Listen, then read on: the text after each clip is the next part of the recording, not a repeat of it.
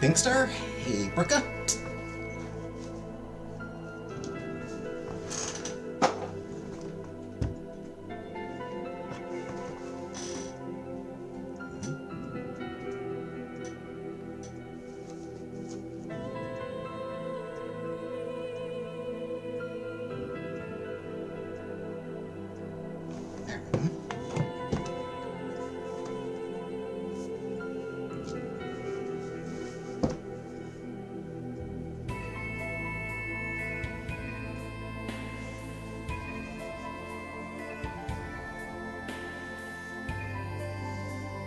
Where are my people? People know that I'm supposed to be live right now.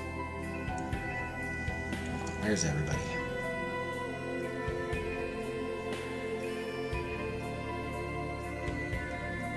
Hey, Rise.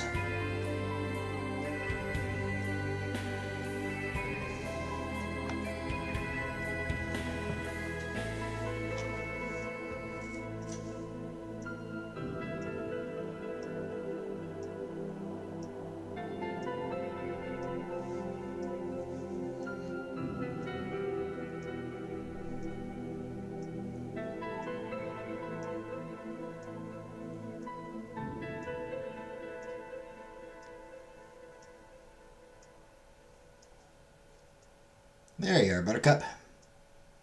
Being chat as soon as you get home. Alright, fair enough. At least you're not sleeping this time. Hey, Uncle Buck.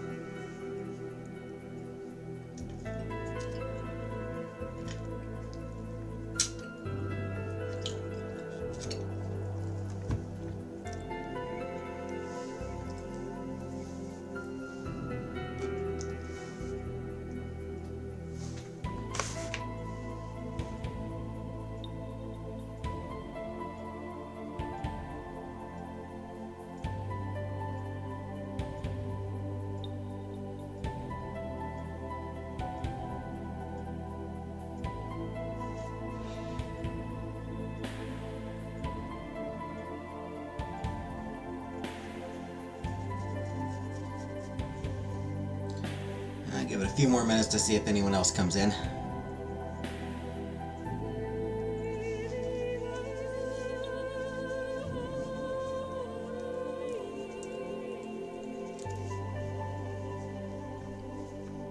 But it is going to be an eventful week in the game, so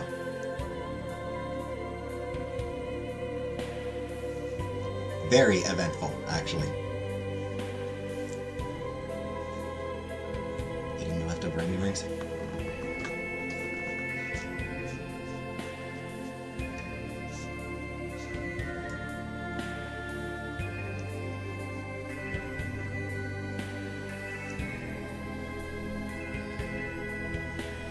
Hey, Color Purple.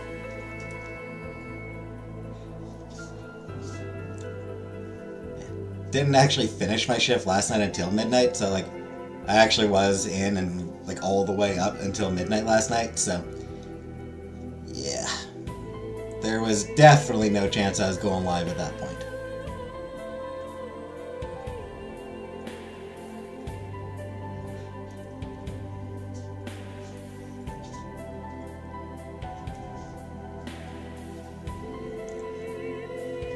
It is looking like I'll be able to go live every night next week, this coming week. I should be able to go live every night this coming week. Because I have 0 hours. I don't work. My schedule for this coming week is just empty.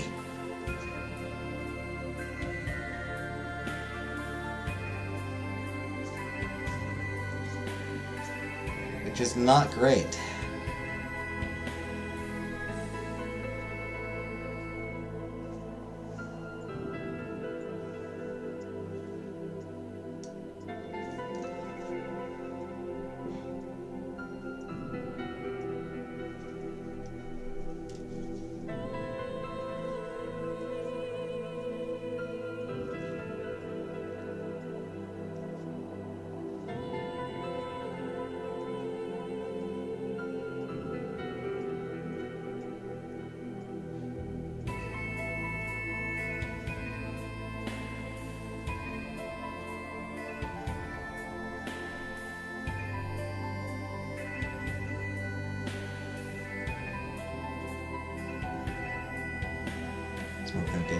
No, they haven't.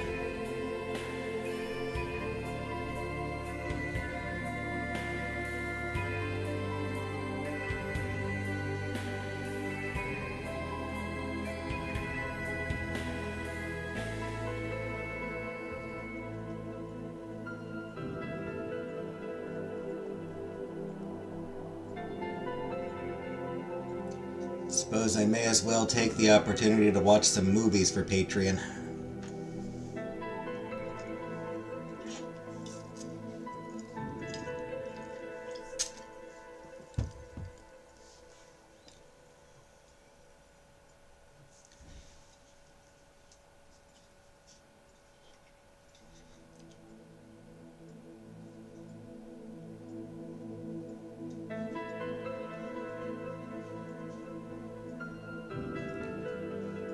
Like Godzilla.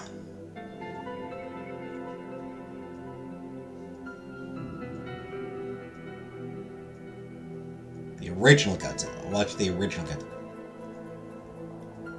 Need to find somewhere that I can watch it, but yeah. Maybe I'll watch the original Godzilla this week. Pretty sure I've seen it before, but like a long time ago, back when I was a kid.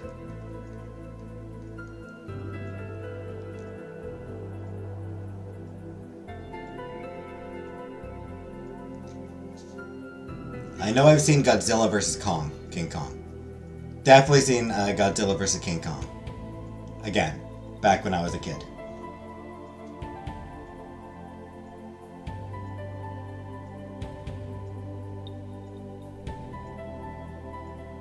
Weirdly, might have been during a trip to Scotland. I feel like it was during a trip to Scotland that I watched that one.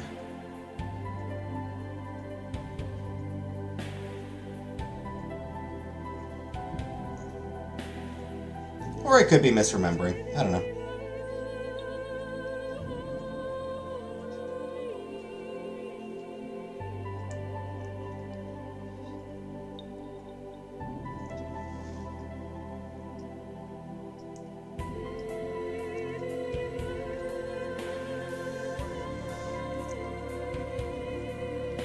Japanese cartoons.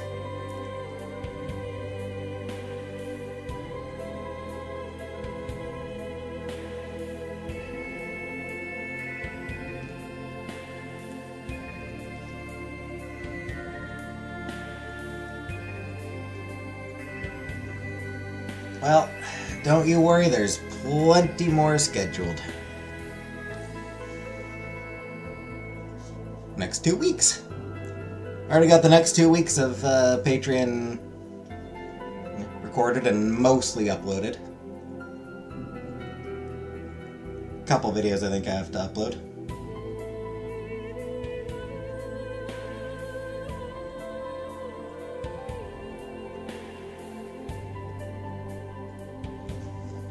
Forget what's coming this week. Doesn't matter.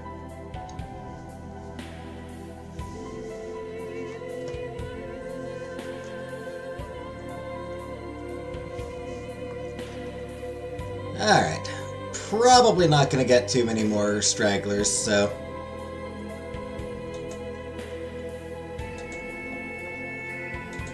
let's get back to it.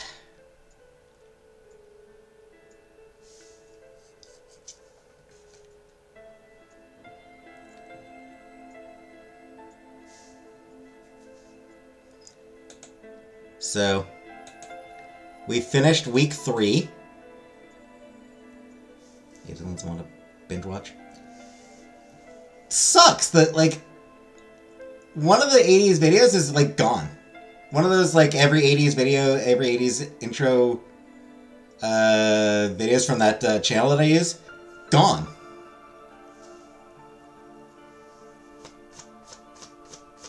And there doesn't seem to be a similar playlist for 70s or 60s.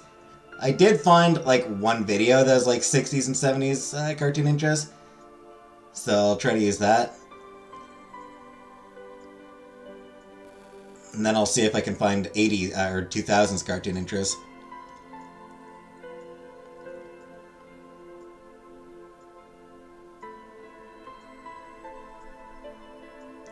So yeah, there's a batch of 80s cartoon intros that are just like G.I. Joe, Gem, He-Man. Bunch of them that I didn't get to react to. Entire city was at the gas station tonight. Yeah, they all had gas. Yeah. Anyway, yeah, so we did week 3, which, you know, met with the matchmaker again, and then she gave us her blessing to marry our beloved Princess Anna.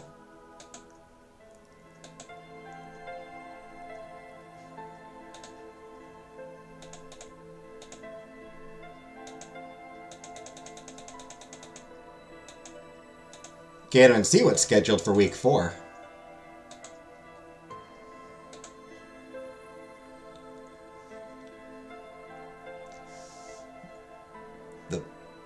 Those aren't cartoons, Uncle Buck.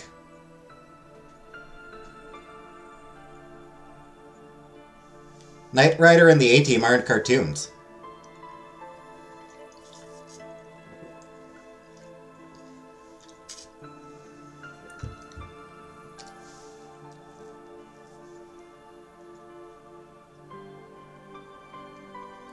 Anyway.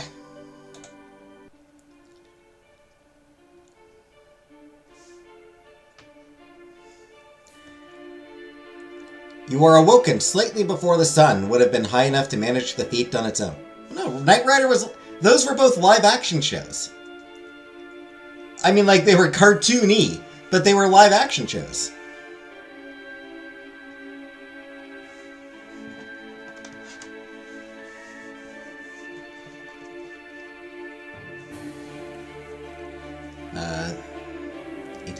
No, the A-Team was a live-action.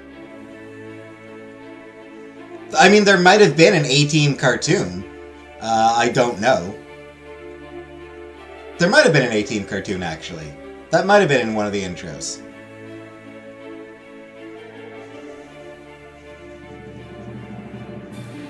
Like a really badly animated one.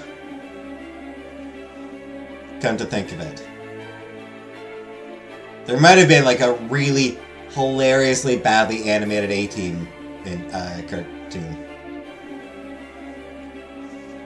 Anyway, music's gotten intense, so let's get into this.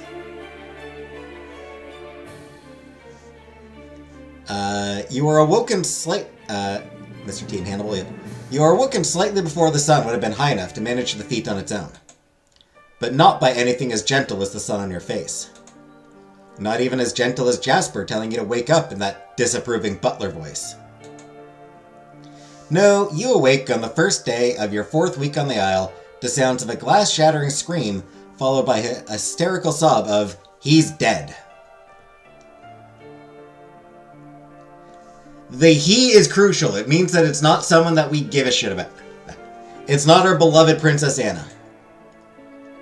Whoever might be dead, or not dead, facing it in nothing but your nightclothes didn't seem like the best plan. You have barely managed to throw on a thick wrap and grab a candle to help light the dim room before Jasper opens your door, his expression grim. Lady Nicole, I was afraid you had been awoken. I doubt even the hardiest sleeper is still abed now, Jasper. What is it? What is going on? The only answer he gives is a sharp shaking of his head. That has yet to be fully determined, and it is not immediate concern of yours. But Jasper, for now you should stay here. But maybe there's something I can do to help. Or at the very least, you should at least get some answers. I admire your courage, Lady Nicole, but no. It's not just you. Every delegate has been ordered to stay in the room until we are finished with our initial investigation into the situation. But no, Lady Nicole, you should stay here. Perhaps you might consider returning to bed. Do you really expect me to sleep? I mean... Look.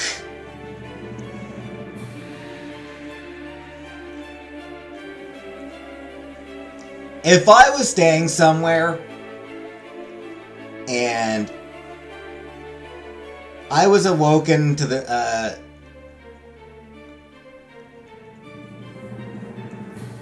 by hearing that somebody died,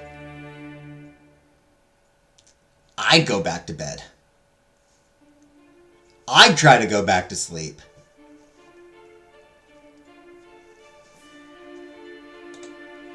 If you do not wish to rest, I'm sure you have other duties you could see to. I'm sure there are personal affairs you've been neglecting while attempting to please the matchmaker, that this is the perfect opportunity to consider. Without another word, Jasper leaves, shutting the door firmly behind him. You hear something turning in your keyhole, and you have the sinking feeling that you have just been locked in. It seems you are to be left this morning with no options and no company but yourself and an alarming mystery. A new day dawns. The mystery of who was dead, and if they were actually dead, not to mention whatever else mysterious Isle things were happening beyond your door, were beginning to drive you mad. You had even attempted, briefly and with spectacular failure, to go back to sleep. You determined that the only way to stop yourself from going mad or attempting to climb out your third-story window with a rope made of bed sheets was to distract yourself.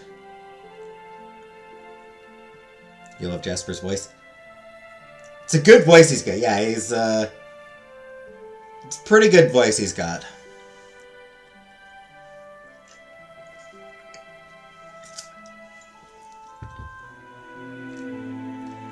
Not sure what else that voice actor's done.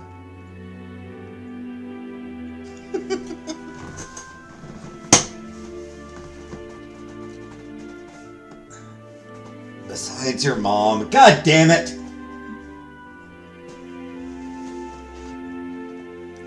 I'm sorry, Rice. I set it up and then I knocked it down.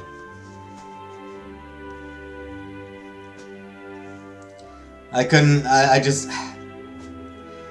gave myself a perfect setup and I couldn't resist it. I gave myself a perfect opening and I couldn't resist it. Just like with your mom. Anyway. You'd make fun of it. I'd make a terrible butler. Jasper was right, as he had an annoying habit of being, cursed the butler. Now that the looming threat of the matchmaker was over, you can finally turn your attention to other demands. Like not dying of poison! So much has happened since you arrived at the summit. Under most circumstances, you consider being sensible a great asset. But at the summit, nothing has been sensible. Still, your sensible nature has encouraged you to prepare as best you could, so at least you have an increased knowledge. Your knowledge of history. You thought you had prepared for everything, but even someone as thorough as you could have planned for everything that...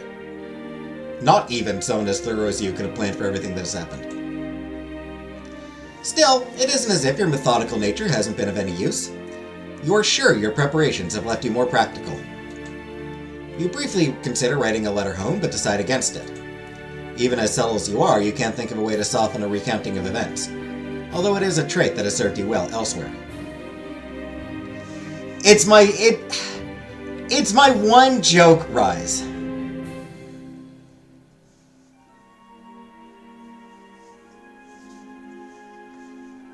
Jokes about sleeping with people's moms, it's the one joke I make. It's my thing. My gimmick. I mean, fine, doctor. Nurse, hold my calls. Nurse, hold my calls. Then you can come hold this dick. And as much as you might miss home, it's not as if you have any shortage of conversation or company here, even if you can't tell them everything. Sometimes your time on the Isle doesn't feel real. Everything is strange here, like you are living through a story. Well, if anyone is going to be picked as a heroine, it makes sense that it would be someone special like you. She's off on this to everyone. Fine, fine. Okay, Rise. I'm sorry. How about your dad? Can I bang your dad?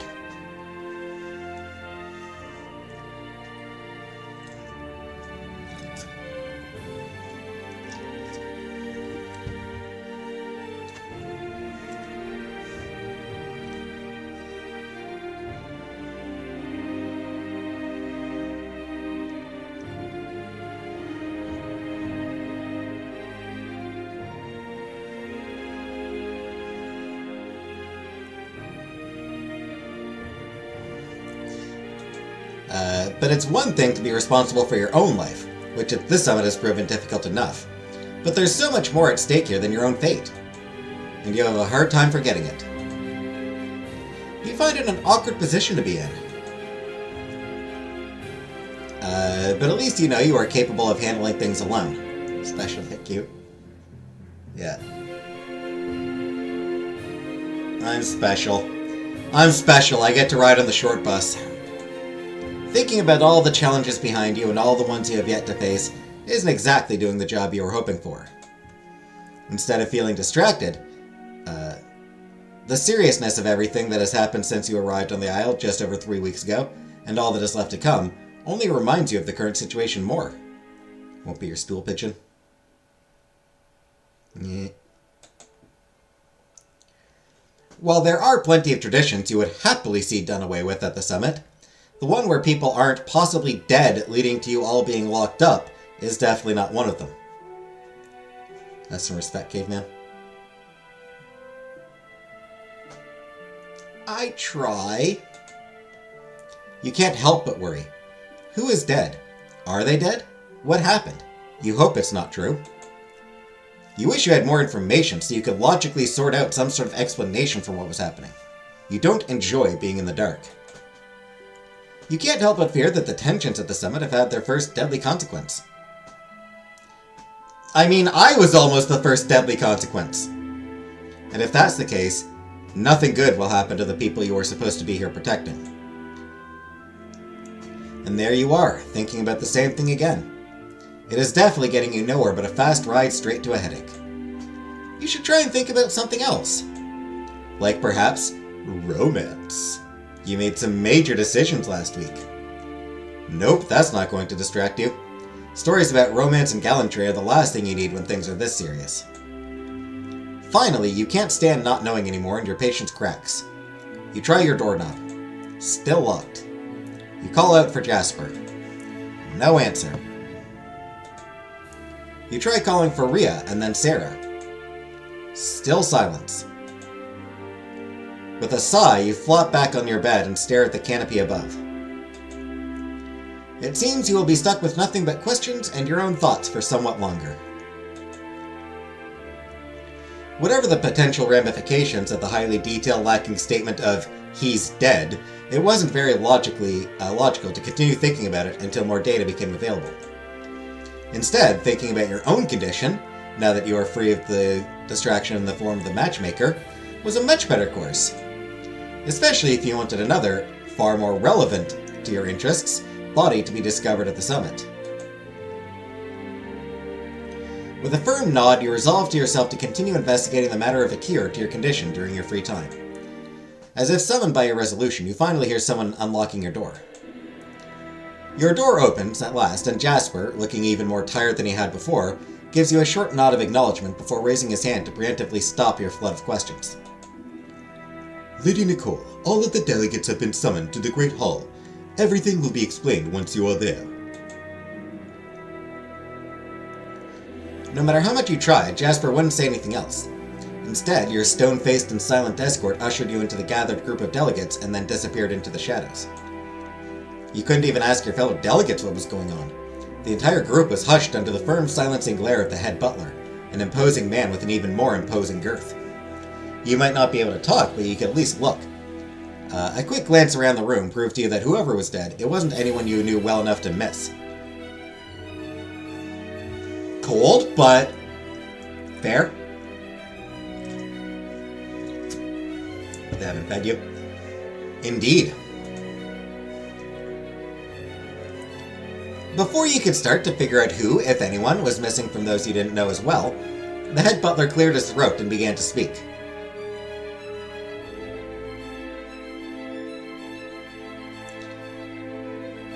What an amazing mustache. Kudos on the mustache, my good fellow. As some of you may have heard, there has been a death. Sometime last night, Lord Adderwick, the Viscount from Revere, passed away. Even his stern glare doesn't stop the sudden buzz of noise at that revelation. From whispers to noises of distress, to one heartbreaking sob, the crowd of delegates grows noisier. You rack your brain to connect the name with the delegate. You manage to remember a face, one of the quieter of the Revere delegation with fair good looks and serious eyes. You never interacted with him much, but you can remember him sending you a sympathetic smile or two across the long dining table on those nights you were paired with someone less than ideal. He was also one of the few delegates who had been in a match given the matchmaker's approval. Ooh. That's rough. Which, you think, with a sympathetic twinge, explained the loud sobbing that had greeted the news. The head butler cleared his throat commandingly and the buzz softened. Unfortunately, that is not the extent of the bad news. It is to my great distress that I must inform you that it appears not to have been a natural death. I'm afraid for the first time since the formation of the summit, one of the delegates has been murdered. Dun dun dun!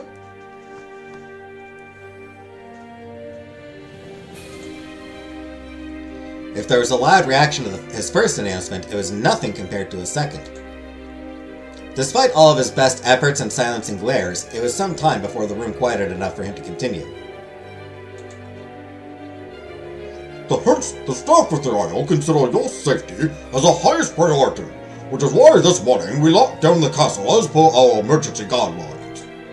After a thorough search of the castle and grounds, I can tell you that we have both identified the likely culprit and are now confident there are no further threats to you, the delegates. I'm sure you are all aware that the Isle isn't sovereign ground for any nation, but justice must still be done. Katya, in her great wisdom, has developed a system in which any crimes committed during the summit are to be tried. Whenever a crime is committed by a delegate, or a delegate is a victim, there must be a trial by jury. In service of fairness, and to ensure that no agendas other than justice are served, fate will influence the proceedings. Finally settled on the couch with your nachos? Yay! Nachos! Nice, Buttercup. You need any catching up? There was a murder. There was a murder! Dun dun dun! The head butler holds up a large velvet sack.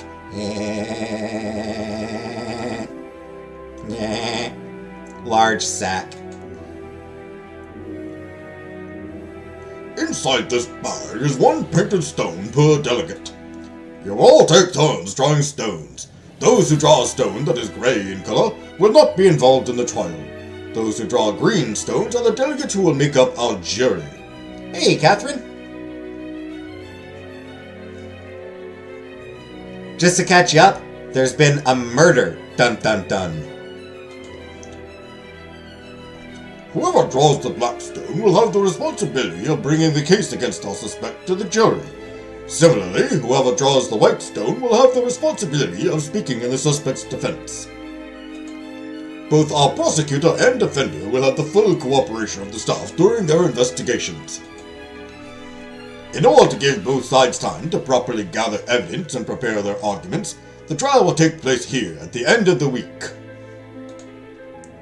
In accordance with the treaty signed by all the nations involved in the summit, there is no turning down the role of juror, prosecutor, or defense. Who got the job? No one important. A dude from Revere. It was just some random delegate from Revere. That said, he was one of the ones who'd had a marriage approved by the matchmaker. So that's tragic.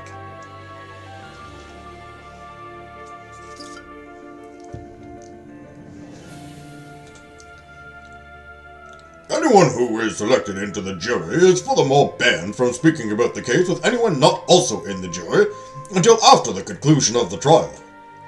Please wait for your turn to select a stone in an orderly, quiet manner. R.I.P. Random Bro. Yep. After this rather stunning speech, all of the delegates are lined up, purposefully spread out so no two people were near people they were known to be close with or from the same nation. You supposed it was some sort of measure to help ensure the randomness of the procedure. Since you were near the back of the line, there wasn't much else to do but wait and watch as those in front of you drew stones and were hurriedly rushed out of the room. Lord Claremont, Princess Penelope, Lord Blaine, and Princess Gisette pulled green stones, placing them on the jury with 3 other delegates you didn't know well. Huh!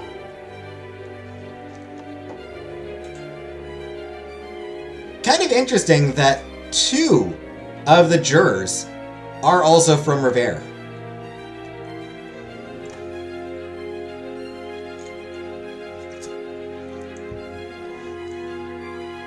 Love a good mystery. And it is going to be a good mystery. And Blaine.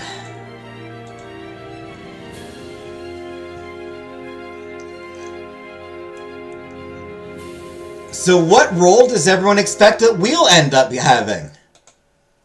Lady Avalee drew the Blackstone, and the way her eyes glinted with excitement made you feel a stirring of pity for whoever was doomed to argue against her.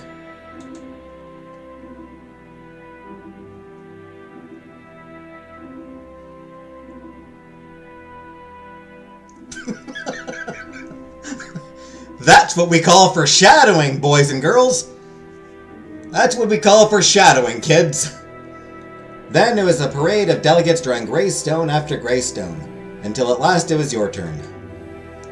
You confidently placed your hand in the now nearly empty bag and pulled out a stone.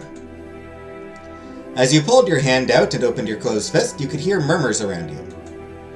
Avalee, as the black stone holder, had been asked to stay. The amused interest in her eyes only grew as she met your gaze and gave you an acknowledging nod.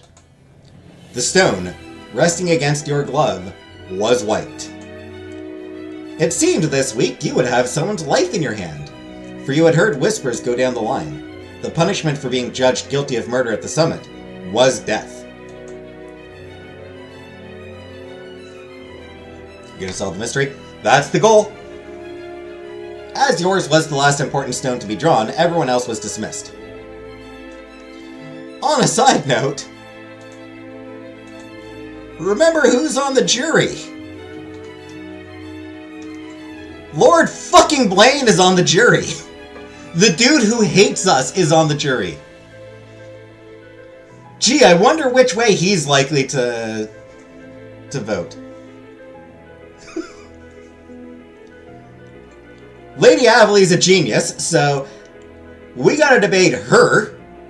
You know, we gotta be better at debate than her. Penelope's a sweetheart. She should be easy to convince. Lord Claremont's a nice dude. He actually shouldn't be too tough to convince.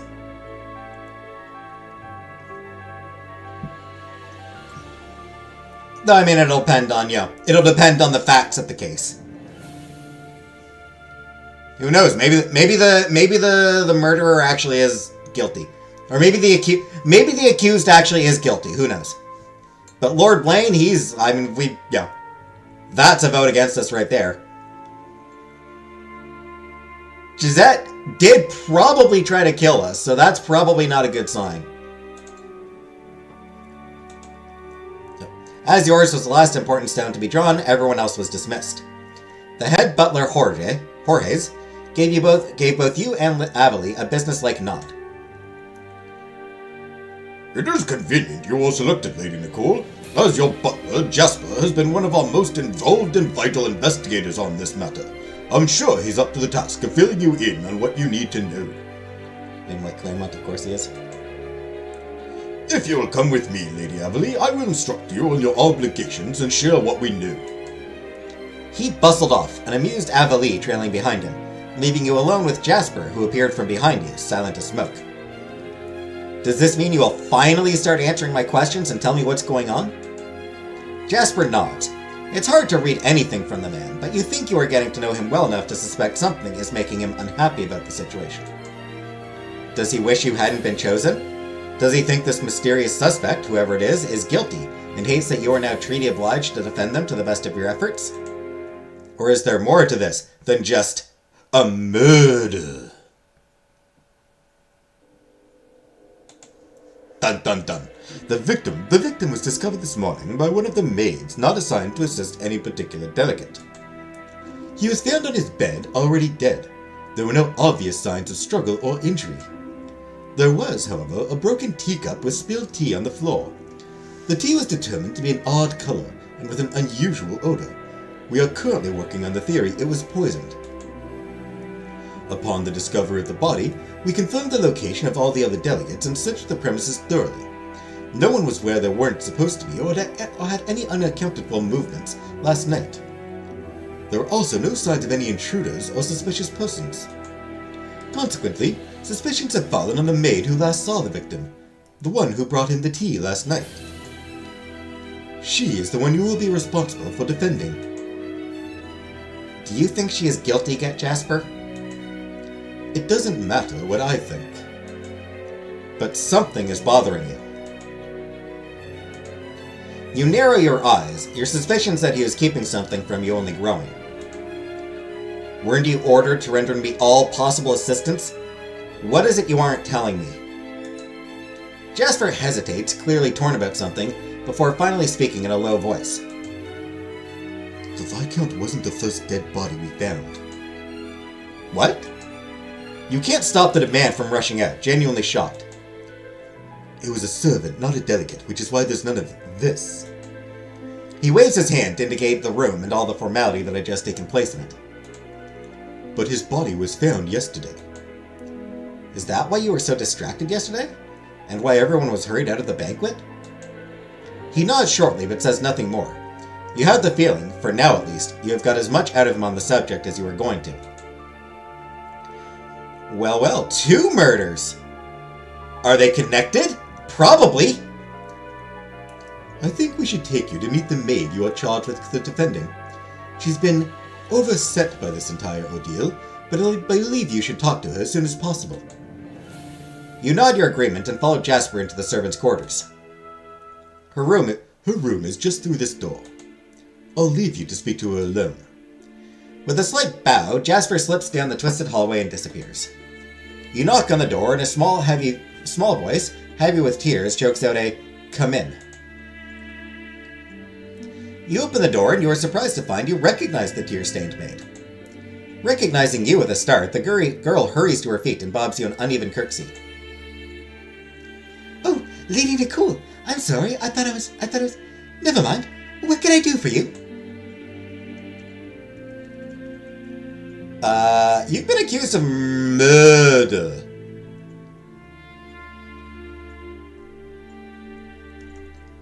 You probably don't really need to worry too much about me right now. You're on trial for murder.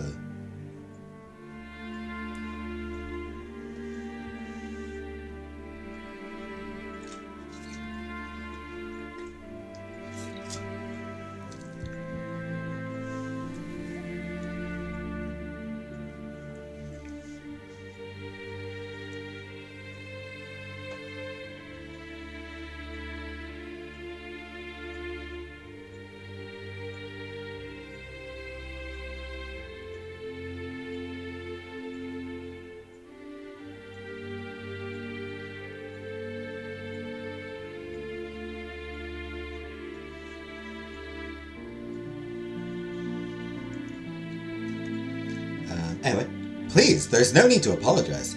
The last thing you need to worry about is my feelings. I'm here to help. Her eyes, still swollen from shed tears, blink at you slowly, like a very confused owl. That's a great visual, honestly. A confused owl? You smile reassuringly and explain your presence. Despite your explanation, or perhaps because of it, the maid bursts into tears and barely manages words through her heaving sobs. I didn't do it. The terrible thing they are saying. I would never hurt anyone. I swear I didn't do anything. Please, you have to convince them. Once they started, or more accurately you are sure resumed, The tears don't stop flowing. Finally, you decide that if you're going to get anything more out of her, you are going to have to try a different tactic. Forgive me, I should have introduced myself sooner. I'm Lady Nicole from GL.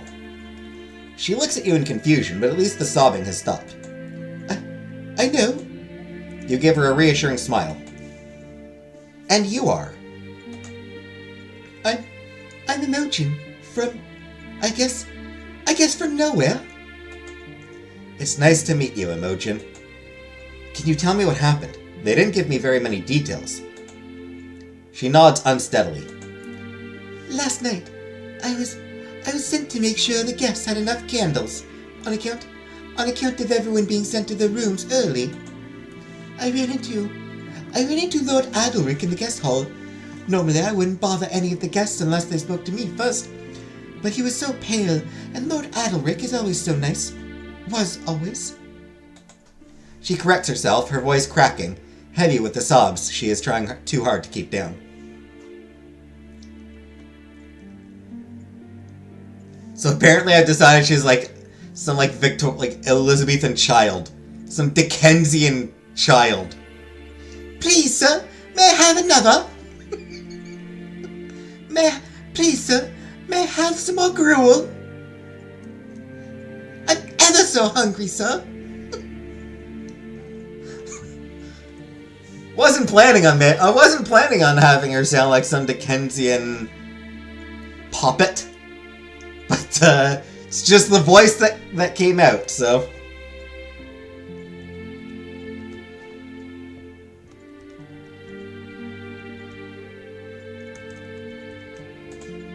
You nod at her to continue.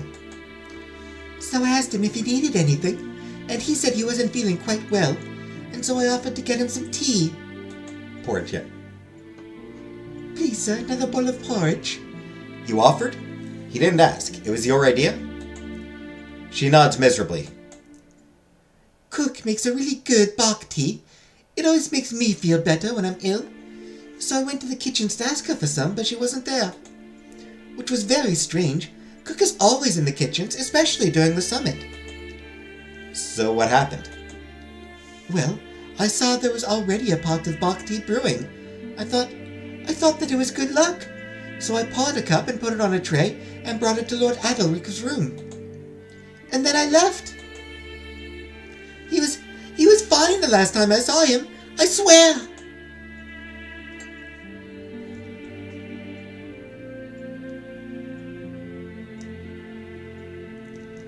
Did you notice anyone else in the kitchens?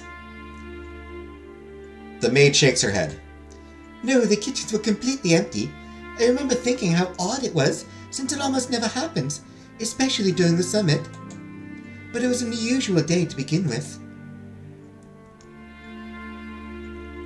Do you have any idea where they were?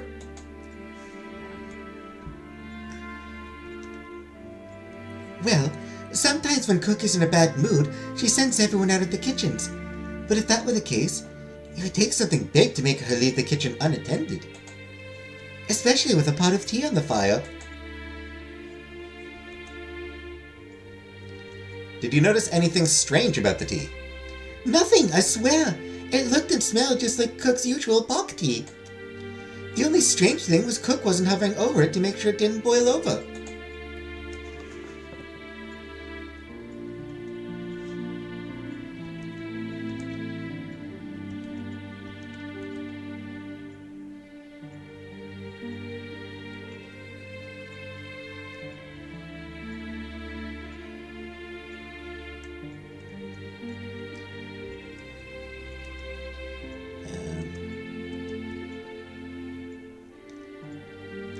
Do you think anyone saw you last night and can testify that you didn't do anything wrong?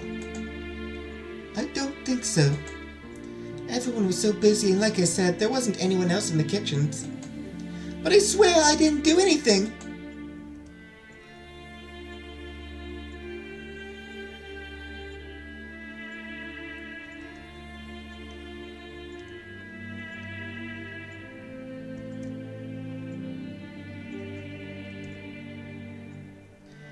How did you come to be a servant at the Isle? It's one of the few places you can go if you don't have anywhere else to go. That's what happened to a lot of us. It's what happened to me. You can sense there's more of a story behind her careful words, but you have a feeling if you push for the details, you won't be able to get any more sense out of her. As if sensing your hesitation, she speaks up again. But my story, I'm sure it doesn't have anything to do with what happened.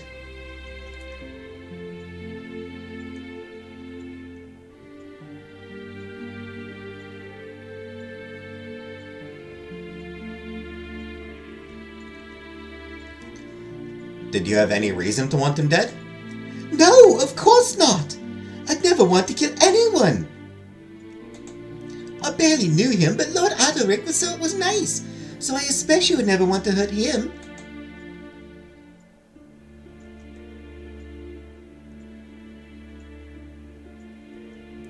And you can think of any other reason, anyone else would want him dead? No. There was not even a little bit of gossip about him in the servants' mess. He was never mean or curt with any of us. I don't know why anyone would, unless... Unless? She leans forward and whispers, clearly uncomfortable with the subject. He's from Revere, and, well, it's not a good time to be a nice person in Revere, or so the rumors say.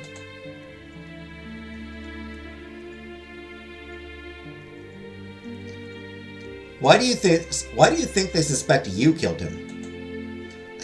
I don't know. They say that I'm the last person who saw him, and since they think the tea, and I brought the tea.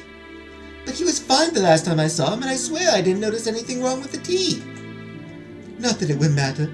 Not to everyone. Not when it's easier to believe it was someone like me. In that case, why do you think someone is setting you up? Setting me up? I didn't think... I just assumed that they made a mistake. Do you really think someone could be trying to make me look guilty?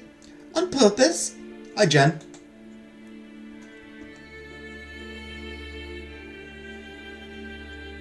Probably.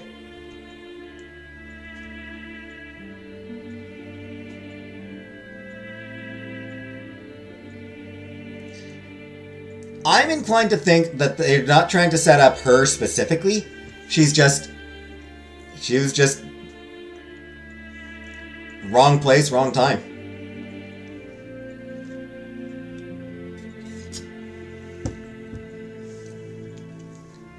Did you notice anything else strange? Besides the kitchens being empty? No, not with the... Never mind. I'm not supposed to talk about that. Thanks, Jen, I try. I've been assured that everyone is supposed to cooperate with me fully. That means you can tell me. Despite your assurances, the maid still hesitates.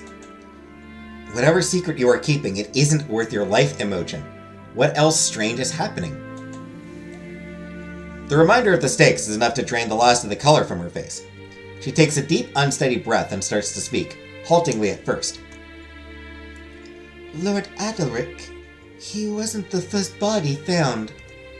Yesterday, before the feast, they found another body. It was just a servant, so they decided not to upset the summit by telling anyone. At least until they could investigate and get more information. That's why yesterday was so strange. Why people weren't all where they should have been. But I don't know how they could be connected. You never know. If there's a connection, maybe I will find it. Thank you for telling me. She nods unsteadily. I don't think that you... Not sure if you actually have...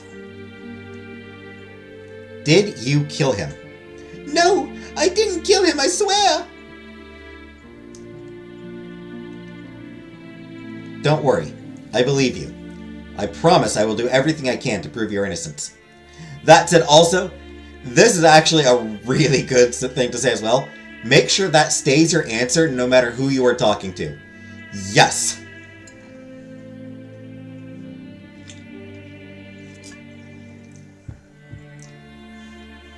Cops will try to coerce a confession out of you, even if they don't even think that you did it. Like, even if they're well aware that, you probably didn't do it. They'll try to coerce a confession out of you anyway. Regardless, I believe you. I'll do everything I can to prove your innocence. Thank you. Thank you so much. What do you know about Lord Adalric? Generally, maids like me don't really get to know any of you guests very well. Not like your personal staff. I only spoke to him a couple of times. I knew he was from Rivera, and that he had met someone who made him smile secretly when he thought no one was looking. And I know that he was, one of the few delegates that are really nice to the servants. He never yelled, and he always said thank you. But we didn't have an improper relationship, if that's what you were implying. This job means everything to me. I would never. I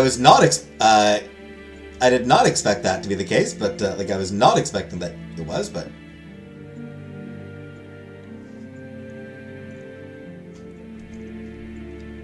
No more questions. You don't have any more questions for Imogen. You are completely positive that the girl is telling the truth, both about being innocent and having no idea what is going on. Your gut has a way of being right about these things, so you can't bring yourself to doubt it even if you wanted to. You are now the only thing standing between an innocent maid and her being executed for a crime you are convinced she didn't commit. Fun! Just as you begin debating if there's anything else you should ask the despondent maid, who is only growing increasingly distraught, there's a heavy knock on the door right before it's thrust open. Lady Nicole, what are you doing here? Is it such a surprise? Aren't you the one who less than an hour ago informed me of my treaty-bound responsibility to defend Miss Imogen? He coughs, clearing his throat awkwardly. But this is really no place for someone of your stature to be. You raise an eyebrow. As it is where my defendant is, I can't think of any place better, can you? He coughs again, not quite meeting your eyes, before turning his stern attention to the maid. I'm afraid you are going to have to come with me, child. What? Where? Why? The head butler tugs awkwardly at his stiffly starched shirt collar. It's protocol. Anyone who is considered a potential threat to the delegates must be taken and kept absolutely separate from all delegates until the summit is over. What does that mean? Well, we can't strictly keep her for the whole summit. She will be allowed to attend her trial. But until then, it's best if she's kept somewhere safe. Will I be allowed to visit?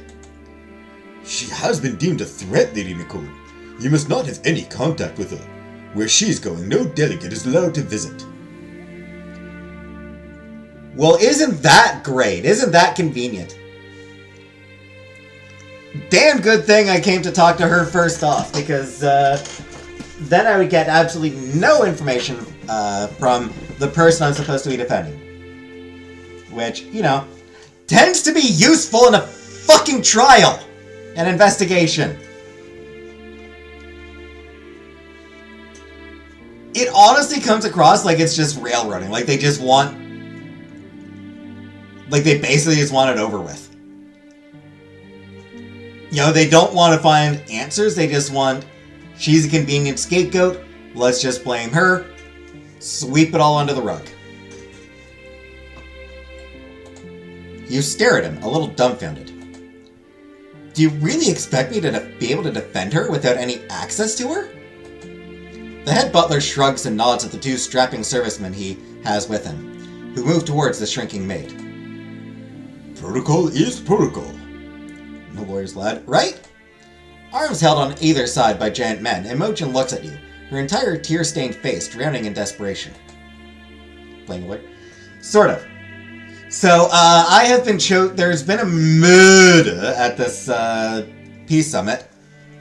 I have been randomly selected to defend this maid. So, I'm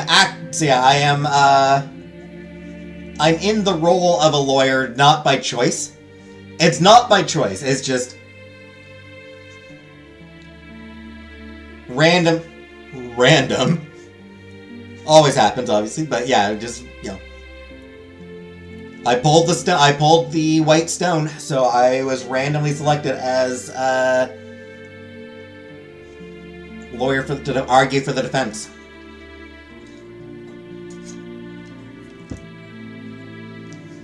Please, please, Lady Nicole, you have to help me. You have to. That's enough. Take her away, boys. And they do, practically dragging her down the hall, her soft cries getting quieter and quieter. Unpleasant business. In any case, Lady Nicole, I'm sure you have better places to be. The butler gives you such an imperious look that you find yourself agreeing and leaving the scene before you even realize it.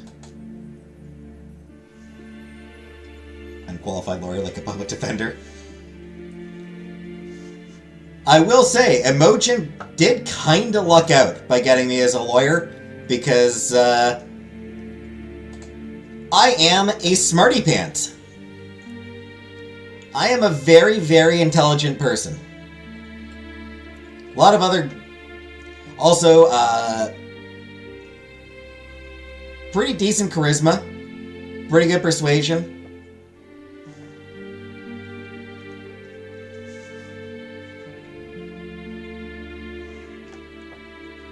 And I can increase my stats anytime I want by cheating.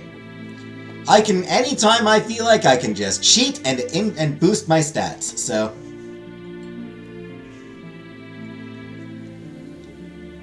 So yeah, like I said, she actually did luck out with me as her defender. Also helps that I have a guide, that I can use the guide. Being able to cheat my way to victory, so it makes it so much easier. You return to your room to find Jasper already waiting for you there, his expression more stony than usual. You expect him to question you about your interview, or at least mention it, but he doesn't. Lady Nicole, I know it's been an eventful morning, but we still have to go over your schedule for the week. Considering the circumstances, most of the social events of the week have been cancelled. It would be an extremely poor taste to host an event at the same time you are fulfilling your treaty obligations, so I rather think that is out of the question. You have not received any invitations of note, quite probably for the same reasons. As such, your time will be much more your own this week. There is some expectation that you will spend some time looking into the unpleasantness. The staff have been instructed to insist any inquiries you might wish to make. Unless I wish to talk to Imogen again. It's been made clear the next time I'll be allowed to see her is at the trial itself. Head Butler Jorge is very dedicated to our protocols. I'ma pursue the subject. But a woman's life is at stake, and now I'm supposed to defend her without being able to see her? And if you hadn't encouraged me, I wouldn't even have had a chance to talk to her before they spirited her away to who knows where. This whole thing is just incredibly suspicious, Jasper. It's almost like no one cares if she is guilty or not. It will be more convenient to declare she is and sweep the whole thing under the rug. Which is bad enough, but Jasper, I think she's innocent. A long, pained silence follows your outburst. Jasper swallows slowly, looking like he has to physically fight down whatever it is he wants to say. But instead of any real answers or opinions, when he finally does speak, you can't help but be disappointed. The protocols are there for a reason, Lady Nicole. I'm afraid I have some additional responsibilities this week, so I will have to leave you now. If there's anything I can help with, Lady Nicole, send someone for me. I will come. And then he left, leaving you alone to your racing thoughts and your suddenly self-directed schedule. Alone, except for a note you discover on your desk. A quick examination shows it was hastily written and in a very familiar hand.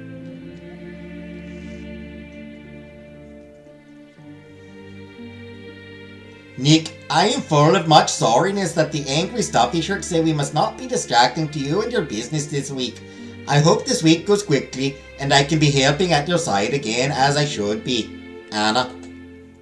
You put down the note with a sigh, realizing with how your busy week is likely to be, or with how busy your week is likely to be, you won't have much time to spend with your intended. And even if you manage to spend time with one another, you are treaty bound not to speak to her of the case, your investigations, or anything you are doing. Free from the necessity to please the matchmaker, you now have much more choice in how to spend your free time. You now have the choice to pursue your goals, your relationships, your personal plot, and, occasionally, other events during your own time.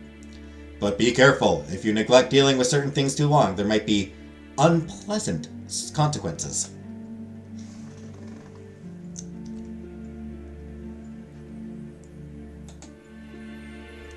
Alright.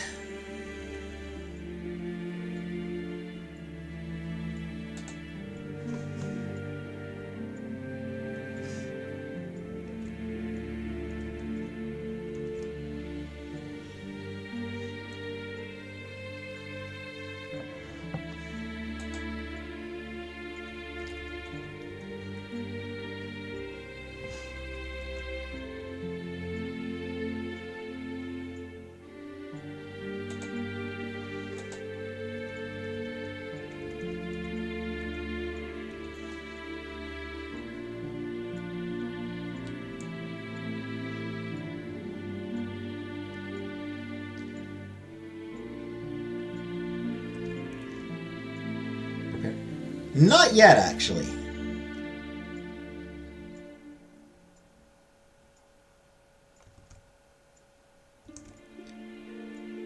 First things first, actually.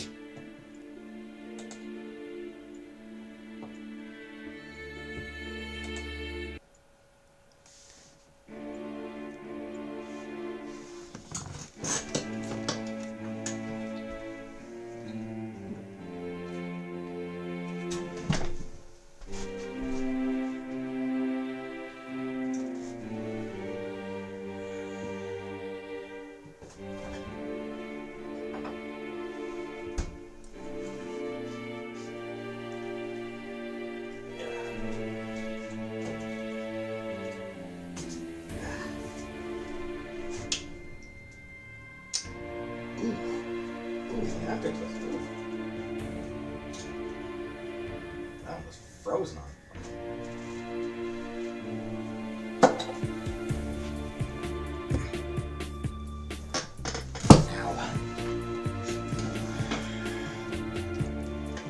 Yeah, before preparing for the trial, we gotta get more information.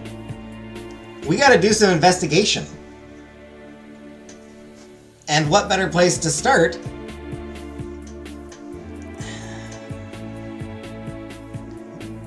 You are sure there is some major clue that would help you in the servants' quarters. Unfortunately, what?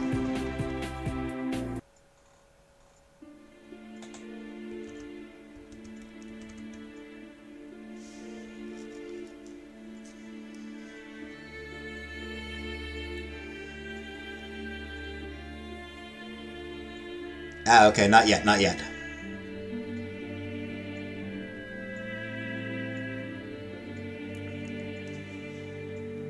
So we don't go there yet.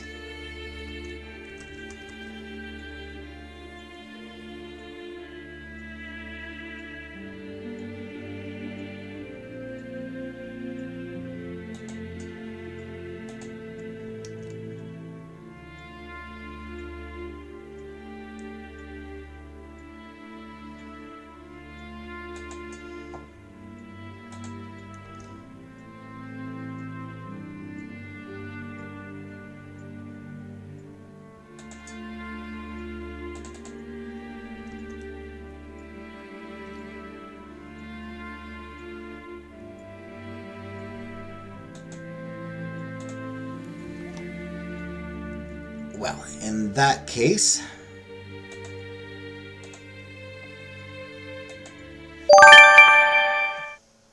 She said convincing, just like a little murderer.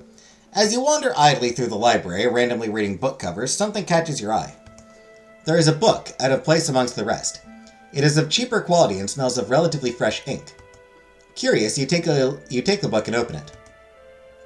It only takes skimming a few lines before you realize that what you have found is a personal diary that somehow had been shelved with the rest of the books. Play date everything. There's about to be another murder, Buttercup! After reading some more, you manage to put together clues about the author until you realize just whose diary you have found. Imogen, the maid you are set to defend. Your cursory reading paints her as a sweet girl who is grateful for her position, despite the occasional challenges and uncomfortable moments. It does not in any way read to you as someone who could murder someone, let alone someone they liked.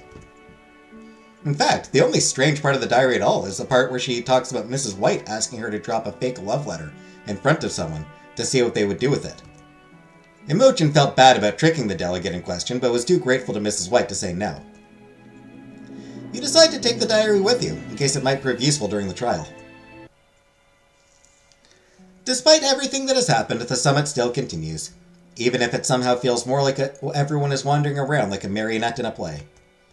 As such, all the delegates are still expected to show up to dinner as per usual.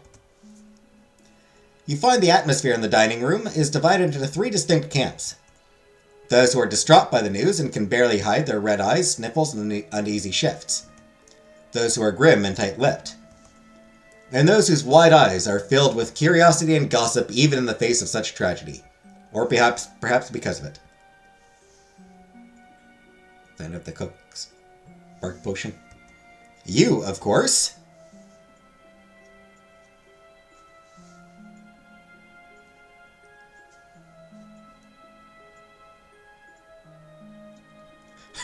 I mean, that's actually pretty fair.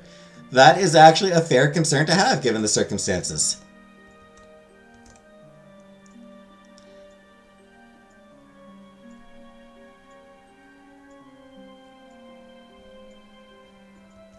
That said, no better than to display your real feelings on the matter.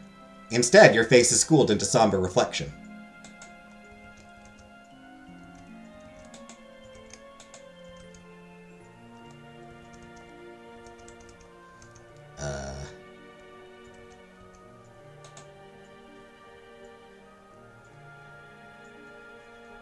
There we go. Which, truthfully, was not the easiest thing for you to manage. You might not have said more than "please pass the salt" the entire meal if it were not for the fact that just as the table fell into one of its increasingly common laws of silence, someone loudly directed a pointed question at you. Although, to be perfectly honest, it's unlikely anyone would have missed the question anyway, since it came from the one person almost everyone present had spent the entire meal staring at. Lady Nicole, you aren't actually going to defend that murderer, are you? Her voice cracks in the question, but whether it is from despair or from rage, you aren't sure. Whatever the case, every eye in the room is now on you, the heavy silence pressuring you to answer.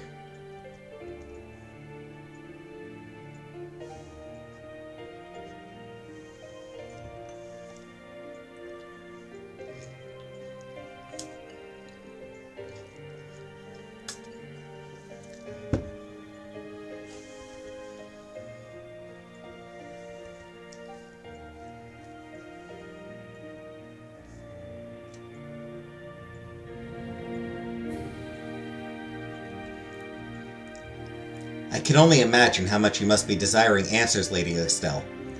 I only think we should all be first satisfied they are the right answers. Your answer causes ripples of interest and discontent to slip through the dining room. Despite the specifics of what you said, and certainly in some quarters because of it, the room soon transforms from grim silence to loud, booming arguments. The head butler himself shows up to glare disapprovingly at the ruckus, but mostly he's here to glare at you, as he tightly reminds you you are bound not to say a word on the subject at all. Even as little as you did say, apparently, brought great shame on your ancestors who worked so hard to forge the treaty he is convinced you are taking lightly. The evening was already tense with everyone on edge, but perhaps there is some truth in the fact you did have something to do with the raging arguments now taking place, one unhappy voice layered over another, so no one could truly hear anyone else even if they wanted to.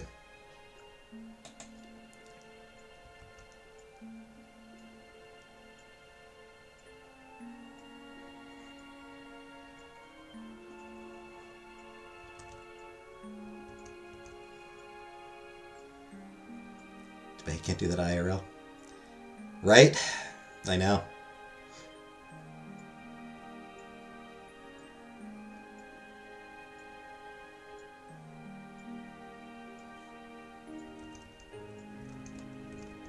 This probably won't work.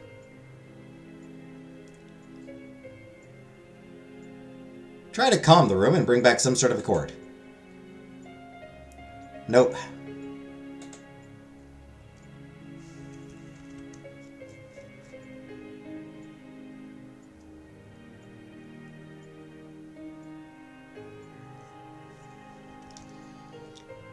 Attempt to distract them, shocking them out of arguments.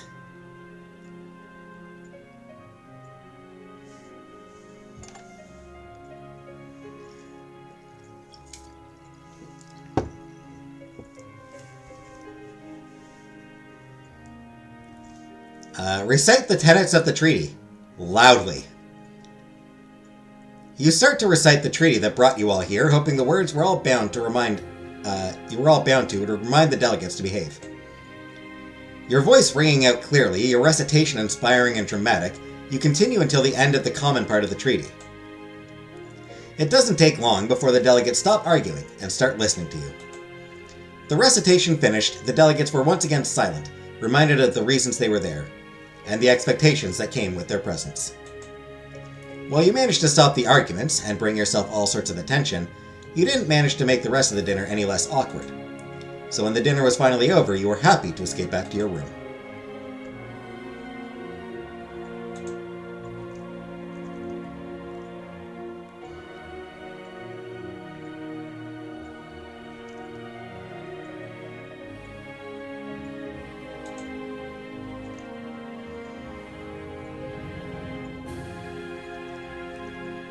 Alright. And yeah, prepare for the trial, actually, yeah. Alright, let's start by investigating the crime scene. That seems useful.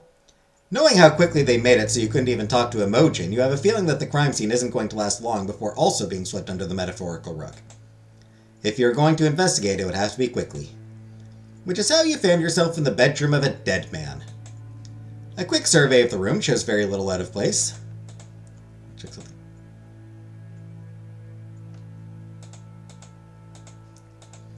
Aside from the dead body lying on the bed. From the distance, it almost looks like he's just sleeping. But there is something unnatural about the stillness that gives him a wrongness. No, there's no doubt that Lord Adelric is dead. You are dead, dead, dead. Poor man. Poor Lady Estelle. You turn your attention back to the room. You notice a broken cup of tea spilled on top of an expensive rug. The tea is an unusual color, which is probably why everyone assumes it was the culprit. The only other thing you notice during your cursory look is a half-written letter on his writing desk.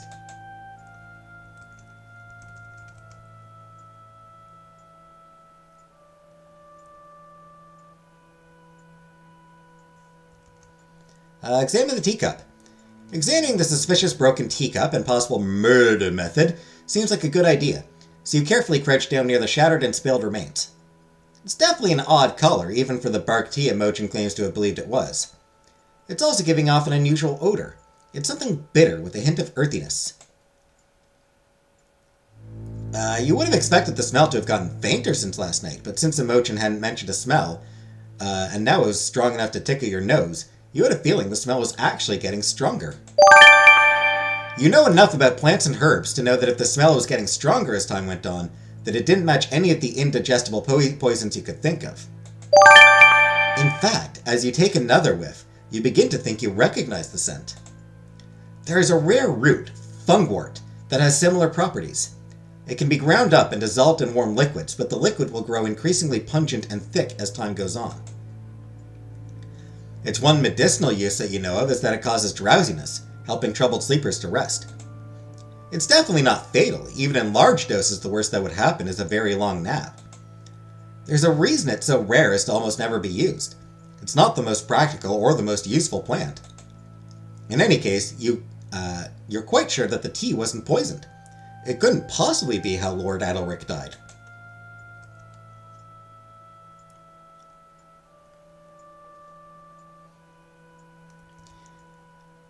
Examine the desk. The half-written letter on the desk hardly seems suspicious. It's quite the opposite, in fact. It is addressed to his mother, telling her about the very sweet Lady Estelle, whom the matchmaker approved a match with. It's clear he was quite taken with Lady Estelle, but you can't help but wonder if their feelings would have lasted past the whirlwind of Summit. Oh well, there's little point in worrying about that now. Despite the relative innocence of the letter's content, something about it nags at you. Until it comes to you in a flash of clarity. You recognize the handwriting. He disguised it a little, but the flourishes at the end of his sentences. You're positive. Lord Adalric was the one who wrote you the warning note after the self-introductions. Right before someone tried to kill you. Welp. He's cute. Can we eat his body? Body smell isn't getting stronger. Would it be getting stronger by now?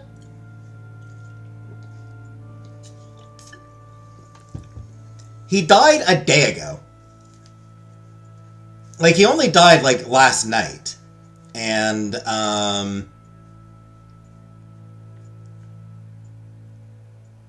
it wasn't a gruesome death.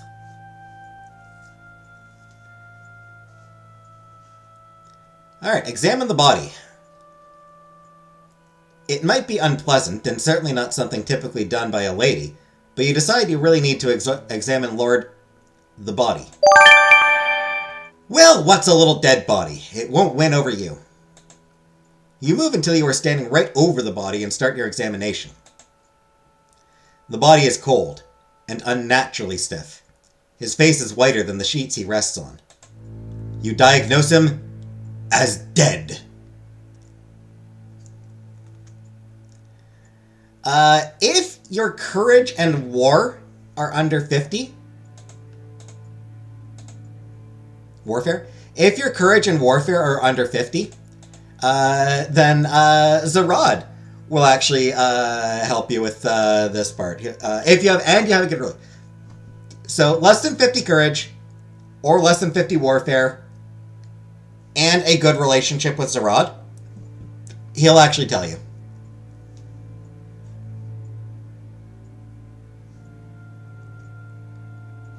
Anyway, you diagnose him as dead. That's funny. He is still wearing his fancy dinner coat, still fully dressed. There are no secret messages in his pockets, though, or accusatory initials written in the sheets in blood. You are about to give up, frustrated that you haven't found anything that helped explain what happened. Until something catches your eye. His coat is bright red. Some might even describe it as blood red. But blood is darker than people think, which is why you can barely see it. There, in the middle of his back, there is a small red circle, darker than the rest of his coat. You touch it with your finger and come back with traces of blood. Still slick, even. Now this is interesting. You examine the blood on your finger and realize that there is something strange about it. It has an odd shine and is both more slick and thicker than it should be. There was a famous assassination that changed the course of one of the invasions of GL. A great invading army from Old Revere had stood on the border of GL, defended only by a small force. But one of the GL generals was brilliant and unorthodox. He sent one of the bravest, most beautiful of their nightingales to visit the tent of Revere's great conquering prince, in the guise of trying to negotiate peace. He didn't send her with anything more than her instrument and seductive charms. Oh, he didn't send her with nothing more than her instrument and seductive charms. No, he sent her with a hairpin, coated in a special concoction. The sheets aren't white. That is true. The next morning, the prince was pale and tired, but in good spirits, although more determined than ever to conquer GL. The nightingale returned to the GL side of the border. And several hours later, in the middle of giving his men a rallying speech, surrounded by nothing but his most loyal men and bodyguards, the prince fell over, dead.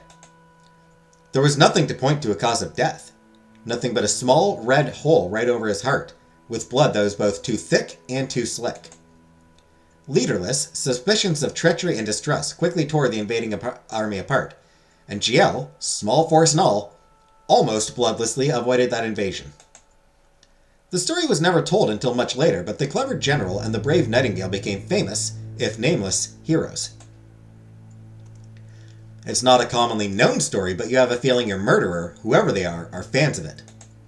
Because, as you confirm, as you manage to force Lord Adoric's stiff, cold limbs out of his shirt and coat to find a telltale small hole in his back, right above his heart, you have found out the true means of murder.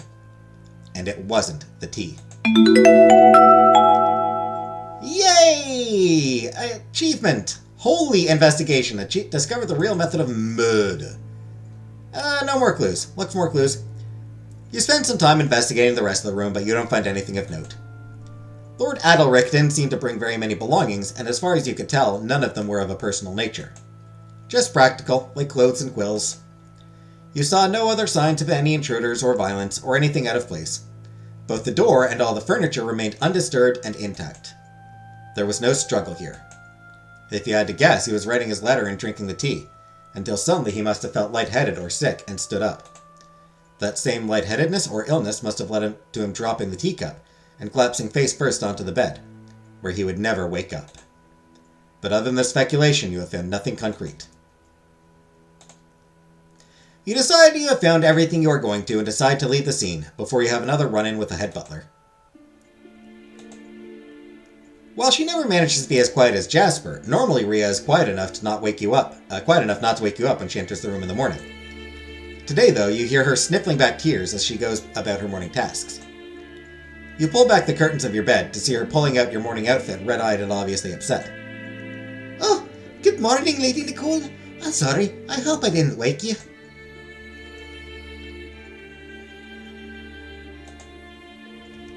Then you should save your crying when you're alone? Cold!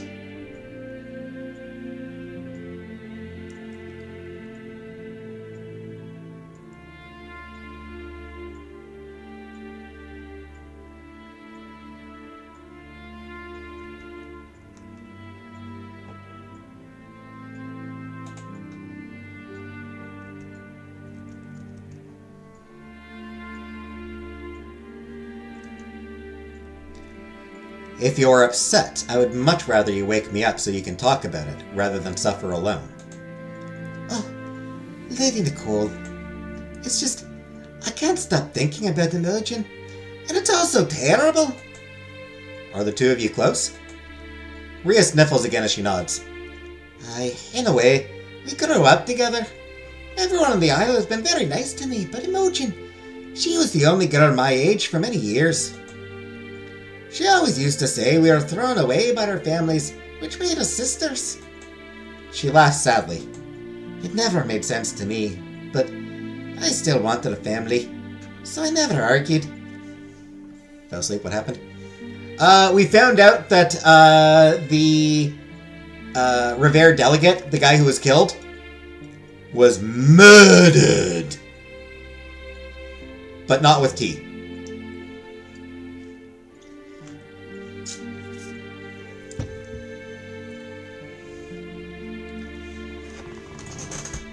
Someone pricked him in the back. Someone pricked him over the heart. And he basically bled out. There was a weird poison, toxin. Someone pricked him about the heart with some sort of weird toxin that caused him, that poisoned him, caused him to die. But now, Lady Nicole, I know I'm not supposed to talk to you about it, but you have to know she is innocent. Imogen would never hurt anyone, and even if she were capable of what they were saying she did, she would never do it here in the Isle, not during the summit. We all know how important it is, and Imogen, the staff here saved her. Whatever you might think of her, you have to know she would never, ever betray them. Going to need you to read an old 40s whodunit mystery. Some sort of noir. I will confess. I haven't read any noir stories, but like I've seen parodies, satire of noir. That sort of style is really fun.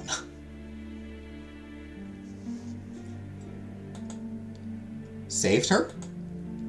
My family, they couldn't afford me, so they gave me up. Noir means glue. It was hard and I was lonely, but they didn't mean it to be bad.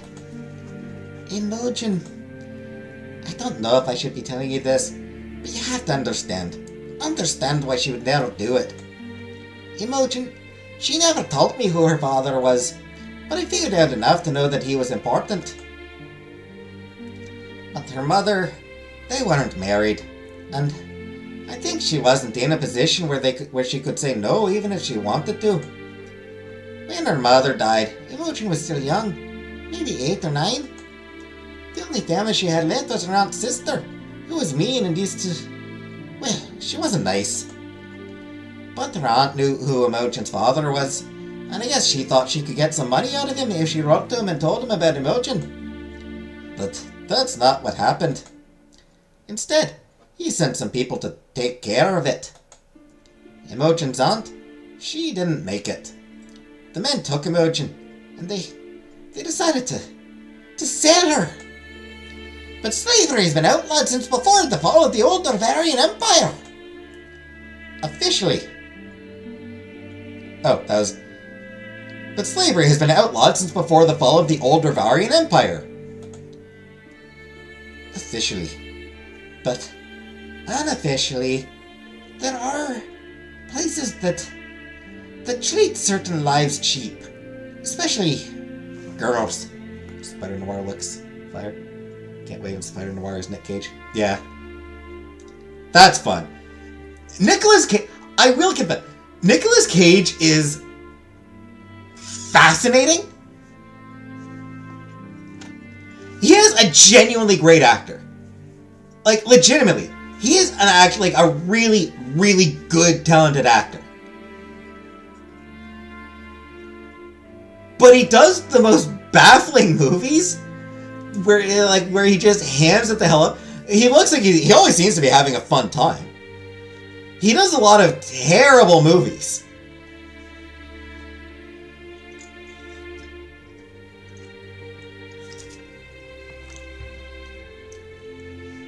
And it's immensely fun. Like, he's a fascinating character study. A great actor who's done so many terrible movies that has given him a reputation as a bad actor. Like, 'cause that's the thing. Like, a lot of people look at Nicolas Cage and, like, think he's a bad actor. A lot of people think he's a bad actor. He's not. He just does really bad movies. Because he needs the money that badly. He just really needs the money. So he does the shittiest fucking movies to collect the paycheck, and then he hams it up all the way. Just eats every bit of scenery he can get his teeth on. It's just... Blood Face Off? Yeah, like, it's... Like I said, absolutely fascinating.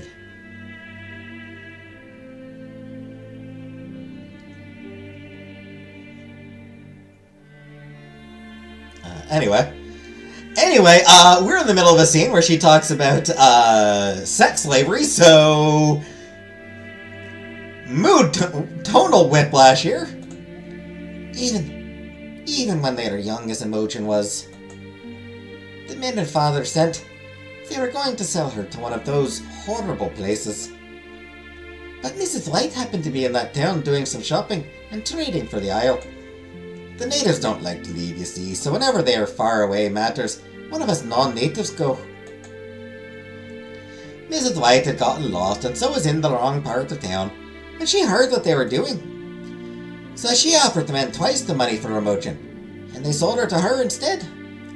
It cost all of the shopping money, but no one here said anything about it. And no one has ever made Imogen think she had to stay or pay it back. Excited for that series? Sure. They just took us in when no one else would. We were never hungry and never cold. We always had something clean to wear. Our lives before, even that much providence is something we never could have dreamed of. But it wasn't just that. They told us that we mattered. And to prove it, they taught us we could be more. They taught us to read and write. They taught us history. They asked us what we wanted to do and if we wanted to stay. When we turned 16, they offered us a choice of life. They would give us enough money to start elsewhere if we wanted to. But the Isle has been everything to us, has given us everything. Of course we both chose to stay. And that's how I know that she would never, ever do anything that would jeopardize our home, our new family. She would die first. And now, I'm afraid she might. But you can save her, Lady Nicole. You have to save her. Please, Lady Nicole. Please. Before I came here, I lost everyone I'd ever loved. I can't do that again. I can't lose another sister, not again. I know you. If you try, you can do anything.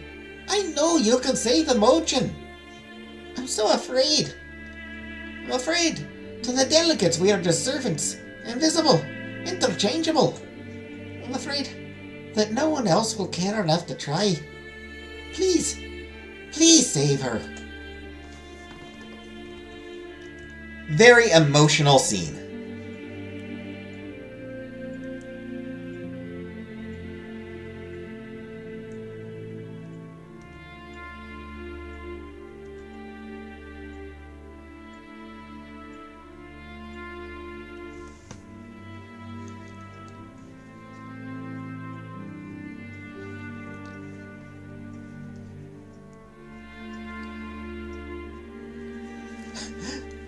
I don't know why you would think I would care about this little sob story. Jesus Christ! I promise, I will do everything I can. I know you will. Thank you, Lady Nicole. I'll never be able to thank you enough.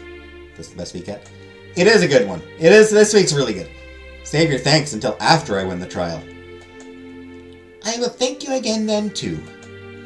I'm sorry, I think I need some time. Please excuse me. Oh yeah, Tylenol, right.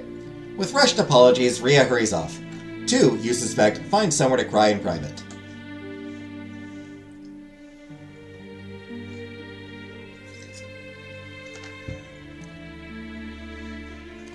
The mega dick option, yeah. Alright, let's do more trial stuff.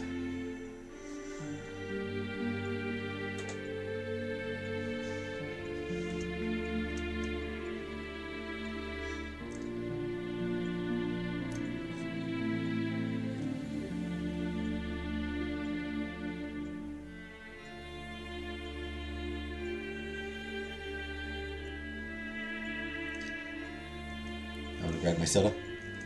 Good, Uncle Buck, good. We're all glad. Investigate potential allies for Imogen. You know from your interview with Imogen there is little hope of finding her any sort of concrete alibi, but it still seems very neglectful not to try. If someone like Imogen is going to have anyone who can confirm any of her story or innocence, they are also going to be servants. So you head to the servants' wing and start asking questions.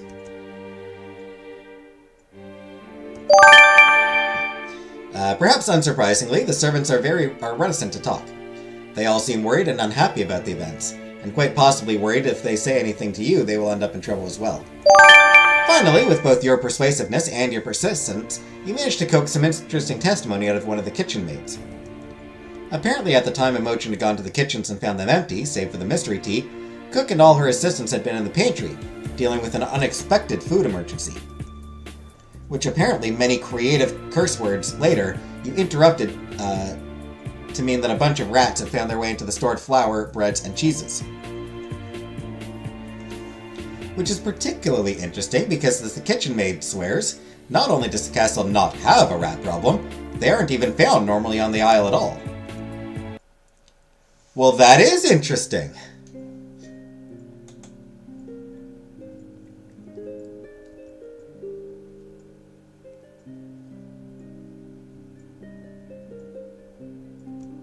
Let's look for other suspects. If you are going to have any luck arguing Imogen's defense, you're going to have to at least come up with a theory of who else could have murdered Lord Adalric. It's time to go on the hunt for suspects. You haven't been embroiled in knowledge of courts and politics your whole life for nothing. You know that while servants might be a convenient method of murder, the most likely architect of it is going to be among one of the guests of the Isle. So you head to the guest wing, hoping that you might be able to find something useful from your fellow delegates. You didn't know very much about him, but surely a fellow Revere delegate must. But it seems like the only ones willing to talk to you are the ones that know the least by the way they are eager to gossip, hoping for you to feed them juicy new details. In fact, the closer related they are to Lord Adalric and Revere, the more tight-lipped they are about the whole affair. You would say it was suspicious, but then you are not ignorant of the current political climate in Revere. Tight-lipped seems to be the most sensible thing under the circumstances. You were talking to one of the ladies almost always at the side of Princess Gisette when you noticed something about the way she's shifting uncomfortably. Clearly she knows something, and she wants to tell you. She just doesn't know about it yet. A few carefully chosen words, and she's spilling out the story to you. Just a few days before his untimely demise, she witnessed Lord Adalric having an emphatic disagreement with a servant. But that's where it gets interesting. The servant she saw arguing with the late Viscount was not a small brunette maid. Imogen was the wrong gender entirely. Description in hand, you at last have your first alternate suspect.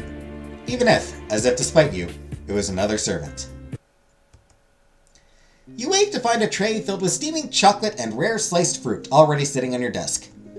Surprised at this surprise?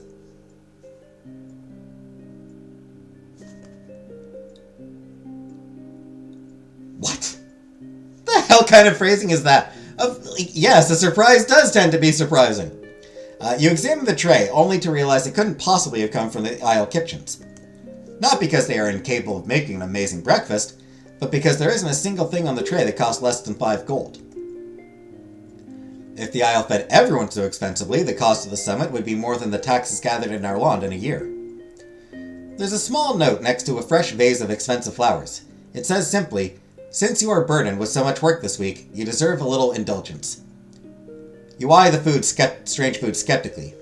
Considering what your work this week involves, you aren't exactly feeling trusting of strange gifts. Fair! Let alone strange gifts you were supposed to ingest. Double fair! Your suspicious examination shows the corner of a letter poking out from underneath the tray. You pull it out and open it. To the lovely delegate who drew the white stone. As a fellow concerned party in regards to this horrible crime, I'm sure you agree with me when I say it is for the best, for the sake of all the nations, if we quickly put this horrid affair behind us. There is little doubt that the girl in question is guilty, and in the small chance she is not, in these uncertain times, surely any further uncertainty can only have consequences much more alarming than the fate of one girl.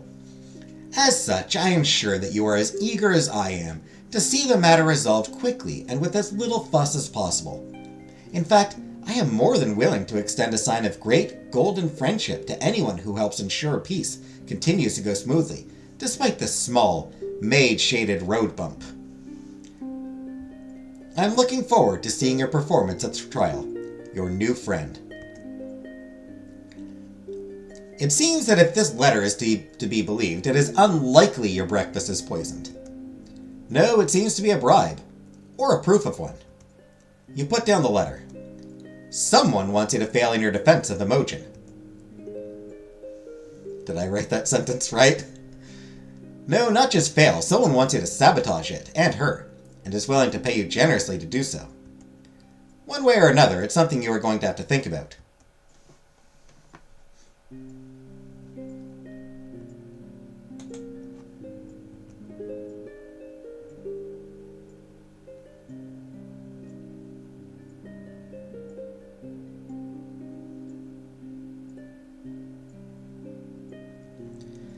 Let's investigate the other murder, actually.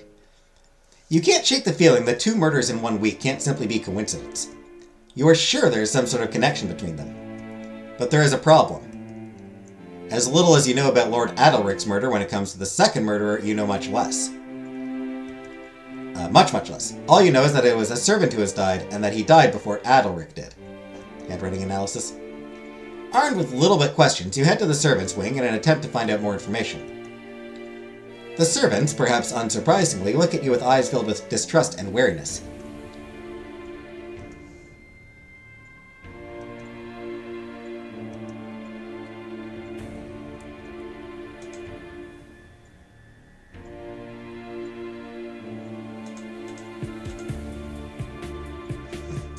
Wasn't sure if there was a skill check here right now.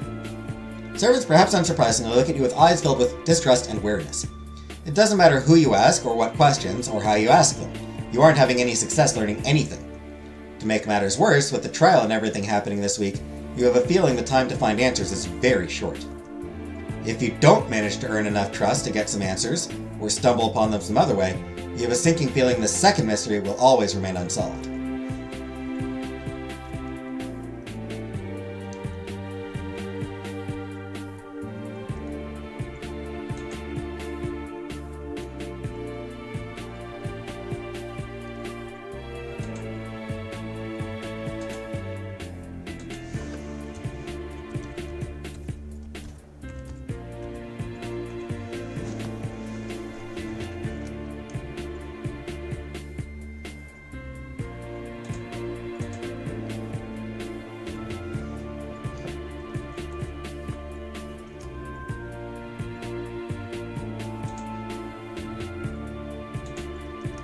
I'm gonna need to cheat real quick, I think.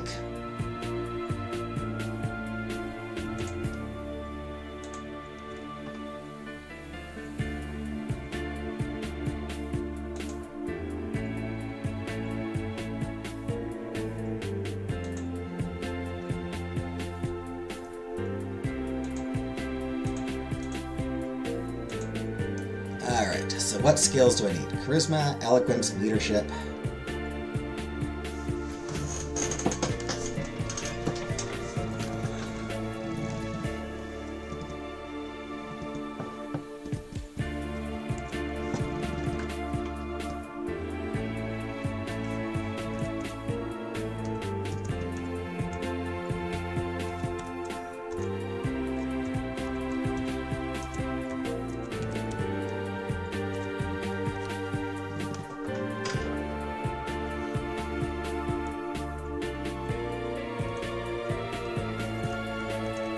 What are the skills that I did?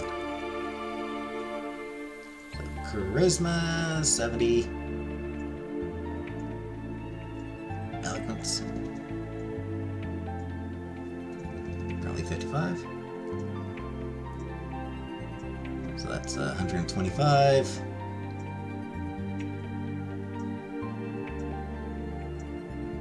$190.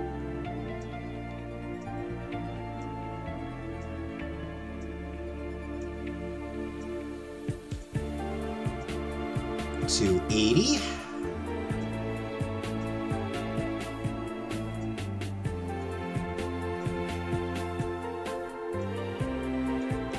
$335.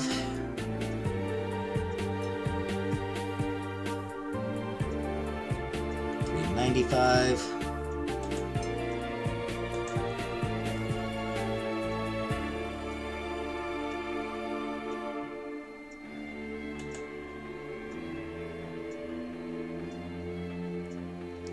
So I need 55 more.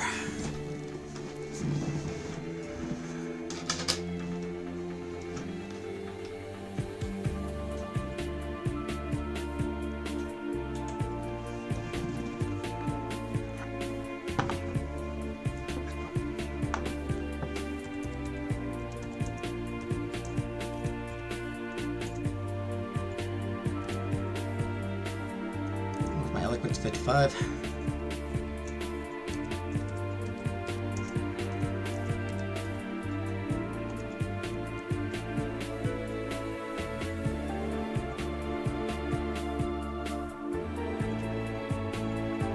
So that's 30 more.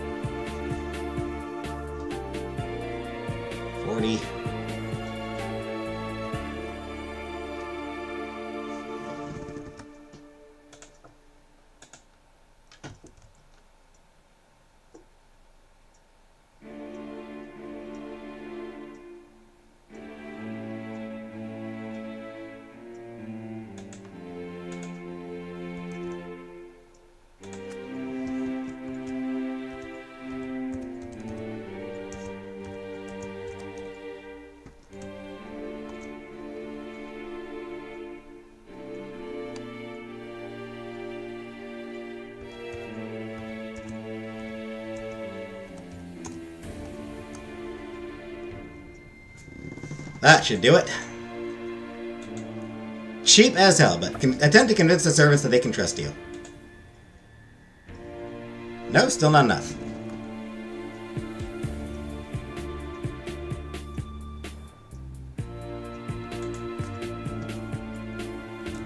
Fine, what else?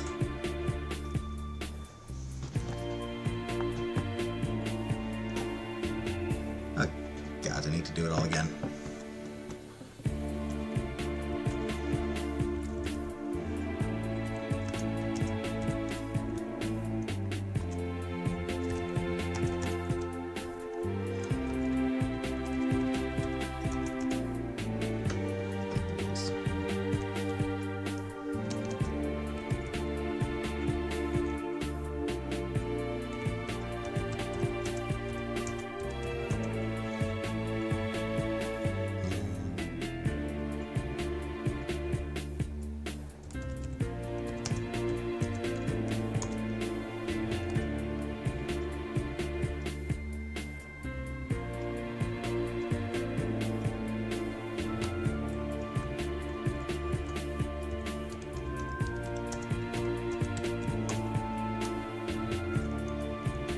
Not gonna be enough? Maybe? God, how fucking high do... Fine, you know what? You know what? Fucking fine.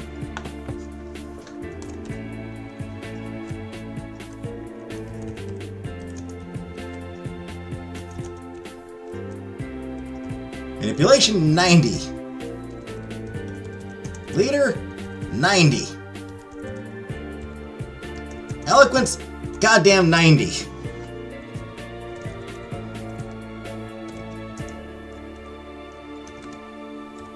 Poise, goddamn 90.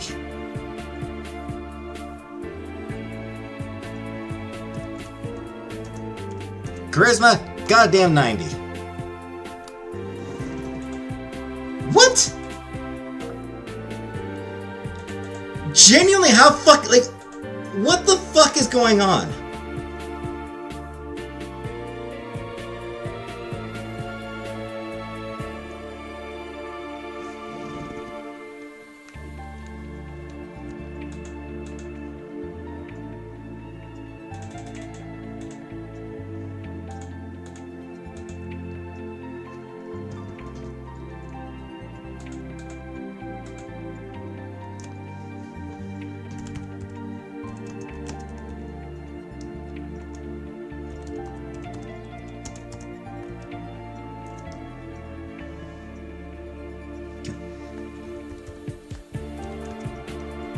I don't know that cunning actually factors into it. The thing I'm trying to increase.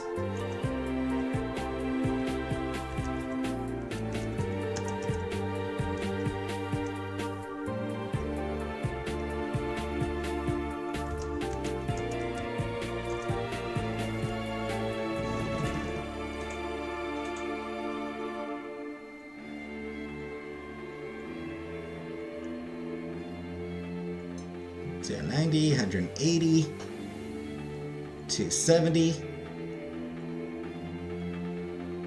360,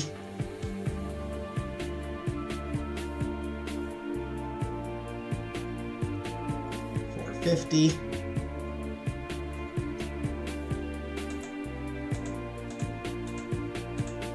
'Let's make sure I didn't.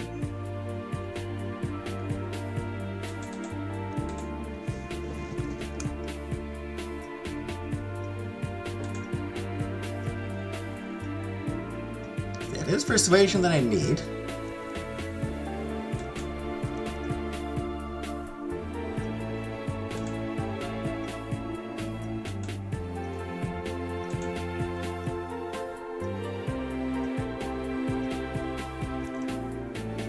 And persuasion is indeed made up of charisma, eloquence, leadership, insight, poise, and manipulation.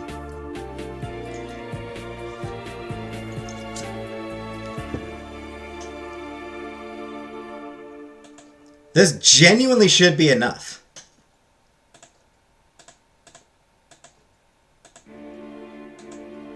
There we fucking go.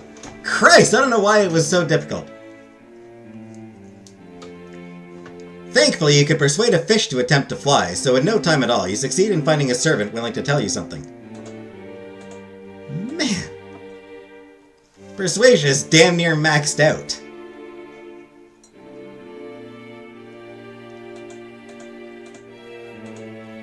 She is still reluctant, and will only tell you that if you were curious, if you were that curious, you should look in the empty storage room at the end of the hall. What am I drinking? Cream soda. You know what the annoying thing is? My practical, I think, might have been enough to get to find out anyway. But that is much more than you had to work with before, so you head to the room, ready to find something out of place. You quickly find a box half filled that looks like it has been moved recently. You have a feeling this box is exactly what you've been looking for, so you open it.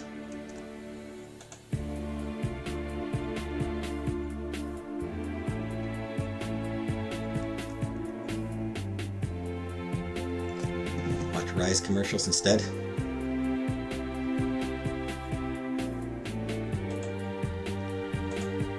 Inside, you find a strange collection of items that seem to have very little in common. Since the staff is famous for being meticulous, and this box is clearly a recent addition to the room, you can only think this must be a gathering of items related to the murder. Inside the box is a wet note, a wilting dull flower, and a knotted rope. You unfold the note only to be more confused. It reads, "Have a nice ride," with a jaunty illustration of a smiling horse next to it. You have a niggling feeling that you recognize the elegant handwriting. The flower seems to be a strange, ugly relative of a rose, and you notice that it has been carefully stripped of its thorns. The rope is unexceptional, except how tightly it has been knotted. You are staring at the items, sure they mean something, but not yet sure what, when you notice a piece of paper that has fallen from inside the lid of the box. In carefully neat handwriting is a label. Suspicious items recovered from body of LM. Your hunch appears to be right. This box has every clue to the murder of the servant, whom you can only conclude is LM. Now you have somewhere to start, and it's time to investigate.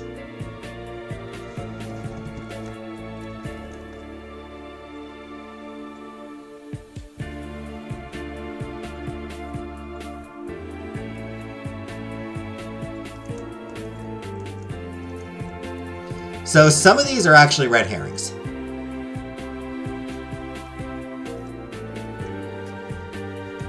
A few of these are red herrings. So this one, red herring. Doesn't matter. Investigate the note's author. You had a feeling the first time you saw it that you recognized the handwriting of the note. On closer examination, you know exactly whose writing it matches. Princess Gisette. You wouldn't put the murder of a servant past the princess, especially if she was cleaning up her messes or it furthered her goals somehow. But the note, it doesn't fit what you know of the princess. Something about it feels all wrong. Princess Gisette is many things, but careless? Stupid? No. You just can't picture her leaving such an obvious clue leading back to herself. Writing was meant for you, probably. Let alone drawing the silly smiling horse. No, you are sure she didn't write the note. Which means that someone else did. Someone smart enough to know Gisette is a good candidate to use to throw people off the scent, and skilled enough to be able to accurately imitate her handwriting. Investigate the flower. You don't have to waste any of your time trying to figure out what flower it is and what significance it might have. Due to your extensive knowledge in the natural realm, you recognize this flower. And not just because it has particular significance to you! This is a flower that is both rare and notable. Because this is the flower where the fire throne thorns grow.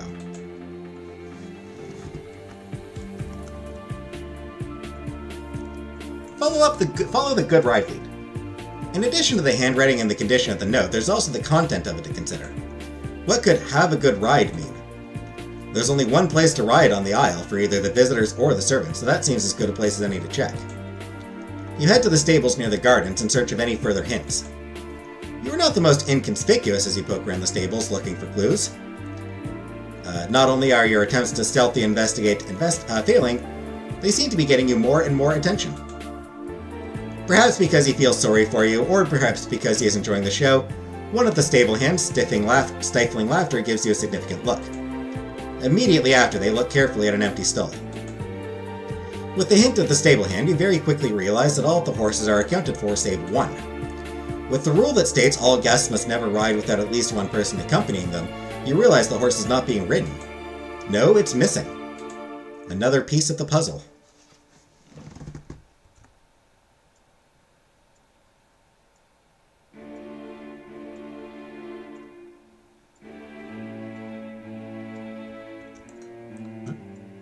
Okay, let's get through. When you look at the rope, you can't help but wonder if you were looking at a murder weapon. It is possible the victim was strangled or even hung. If so, the only possible place it would make sense for it to have happened without any of the delegates having noticed is the servants' wing, which is also the only area you can think of where it would be easy to find a long length of rope. In either case, it seems like searching this area further is the best way to investigate this rope. You are just about to start your search when a familiar tingle along the back of your neck makes you realize something interesting is about to happen. You haven't spent so much time learning tricks from the streets without knowing getting feeling for the best opportunity to snoop. You quickly flatten yourself against a shadowed doorway. I heard she left this morning. Just packed her things, wrote a note, and left. I don't blame her. After what happened to her brother Lee? It's a tragedy. Not only that, it's a dangerous time to be a servant on the Isle. Especially if you can be linked to someone who died, like a poor Imogen. Shh! Do you want someone to hear you? What's the worst that can happen? I get fired? After what has happened this week, sometimes I think that would be a blessing. The voices get quieter until the hallway is silent again. It's not a lot, just part of the conversation. But in terms of the mystery, it's a lot. When you started, all you knew was someone was dead. You didn't know how, or who, or why. It's not the entire mystery, but you have a big suspicion you just found the answer to who. There can't be very many servants in the Isle who have a sister who left and are named Lee. You now have your murder victim. You have all the pieces that you are going to find. Now it's a matter of if you are going to able to put them together or not. You think you have an idea what happened, which means you think you might have figured out the location of the crime scene, so you know where you have to go next. An unshakable surety in your gut, you make your way to the cliffs. You have just reached your destination and are about to start searching for clues when you hear the echo of a snapping branch somewhere behind you. You have enough steel to straighten your spine and spin around, ready to confront any potential threat. You don't see anything at first, and the woods around the cliff are silent. It wasn't me! I didn't die.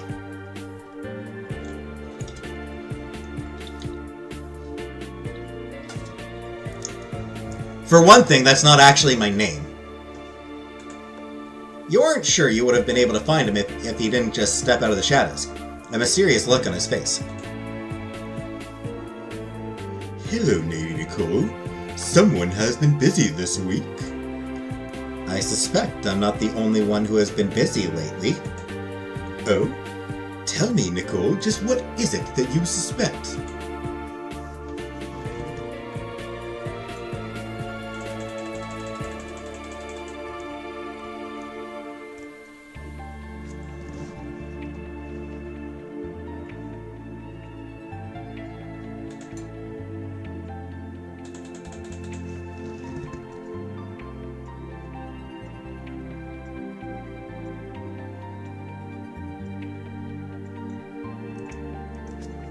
You killed the servant. Did I? And why would I do that?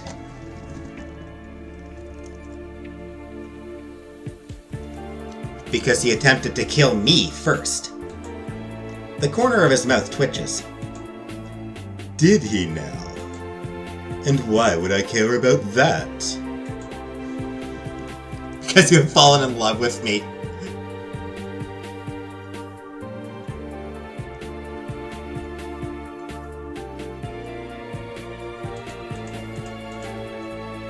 I love that answer. Spoiler, that is not the reason. Your name really is Buttercup?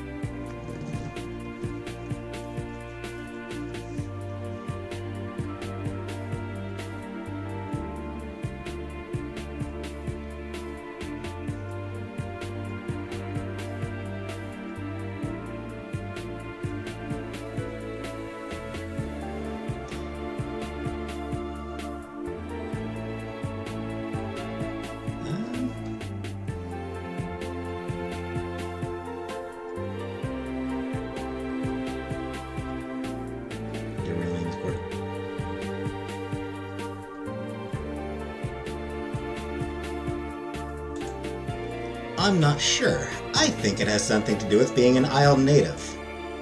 Does it now? So tell me, Nicole, how did I do it? This murder you were accusing me of.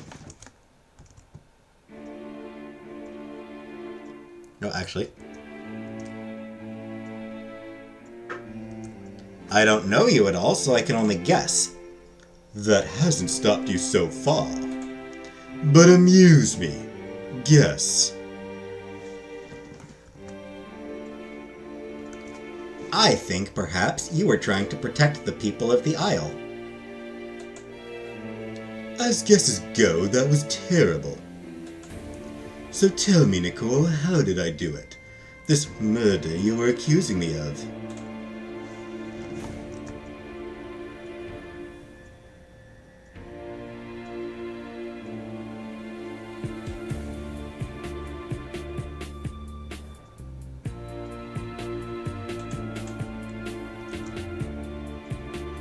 You used a rose thorn. Did I? Oops.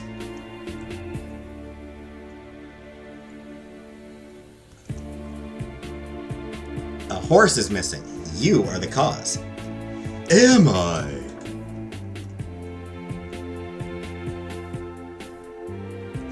You wrote a note and framed Gisette for it. Did I? You arranged an accident. Here. Did I? That's all the theories you have. An interesting theory. Dramatic, even. I thought the sister one.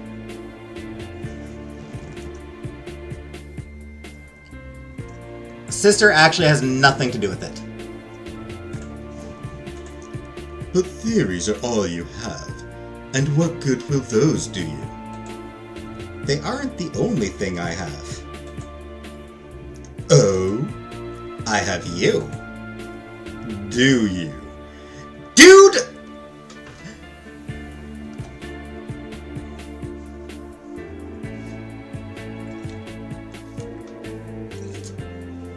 Oh, no, I had nothing to do with it. I did back it on Kickstarter. So, I mean, I helped make it happen. I guess you could say I helped make it happen. But no, this was developed by Azaleen Studios. It's just a mother-daughter team. Dude, if you don't stop answering with "Did I? Do you? Am I?" Like, if you don't start answering with more than 2 goddamn words, if you didn't want to talk to an appreciative audience, you wouldn't be here at all. Wouldn't I? You son of a bitch! I'm going to throw you off the goddamn cliffs. There's going to be a 3rd murder on this isle, and it's me killing you. So what exactly are you accusing me of, Nicole? Or should I call you Nick? The games were fun, but I want to see if you can put together the pieces you have offered me. There was a servant named Lee. He worked in the stables. Princess Gisette hired him to attempt to stick a fire thorn under the saddle of the horse I ended up riding. Something that nearly cost me my life. Want his purple eyes? I have contacts that shade. They are very cool eyes. They found a bag of gold in his room. I think he probably was planning to escape but didn't get his chance. Then you came along and decided to take care of him. You planted a note on him and then you killed him the same way I would have died. It's not the same at all. Unlike you, Lee wasn't an idiot and noticed right away that something was dangerously wrong with his horse. I also noticed something was wrong with my horse. I got forced onto that goddamn horse. Don't call me an idiot. I noticed something. I had to knock him out and tie him to the damn thing. Alas, my sense of drama has always gotten me in trouble. Then you're admitting it? Your story is missing some very important details, but I will leave you to figure those out or not. But you have amused me, Nick, and pleasantly surprised me. Which I have to admit, almost never happens. I suppose that deserves some truth. A little good that will do you. If you are willing to give me some truth. Only a little. But fair enough, I did promise. One question then. One truth.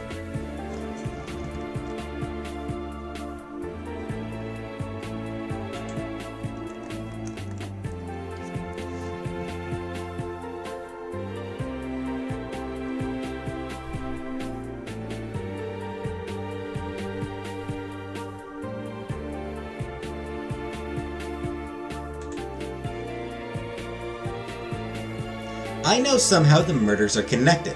Help me prove Imogen's innocence. His name is Cade, by the way.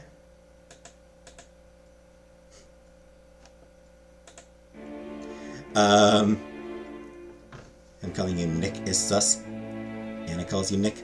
Right?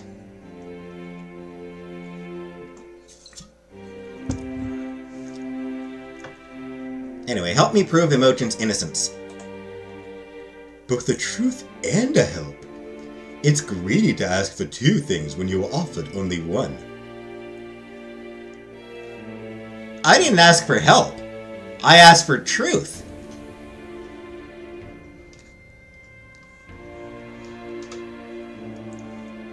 The truth I'm asking is a way to help prove Imogen's innocence. Proving her innocence is on me. The help is on all my part. Your part is to answer a question truthfully. That's all you have to do, is answer a question honestly. But very well, I suppose I can indulge you this once. A truth. They are connected more closely than you probably believe. And a help. Lee is gone, but his room is not. I would search it thoroughly if I were you. And now, we are done. Faster than you can blink, he vanishes back into the shadows. You have answers, but like he implied, this conversation won't be enough to do much with.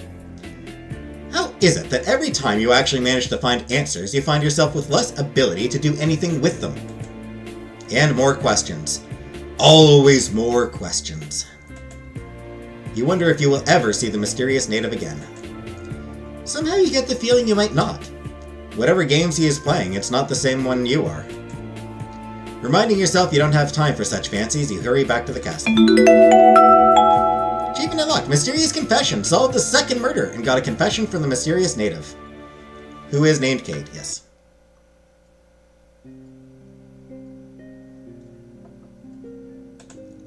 And now that we have the clue... Can you answer a question honestly? Might be able to, Rise. Aren't expensive. I get all my FX lenses from Coal Eyes. Thanks to the mysterious native servant's help, you now know exactly where you should search. It doesn't take you long to find the vacant room that all the servants seem to be avoiding. It's very well hidden, so it takes you quite some time to find it, but finally you spot something that changes everything. The central clue, one you think will answer questions about not only one murder, but two. Between many dull pages of an etiquette of service book, there is a small, hollowed-out hidey hole. And inside that, you find a long, sharp needle. One that is coated in two substances. One a dry red. The other, a strange sticky substance with a faint odor. You carefully collect the evidence, feeling as close to the real answers as you have since you started investigating.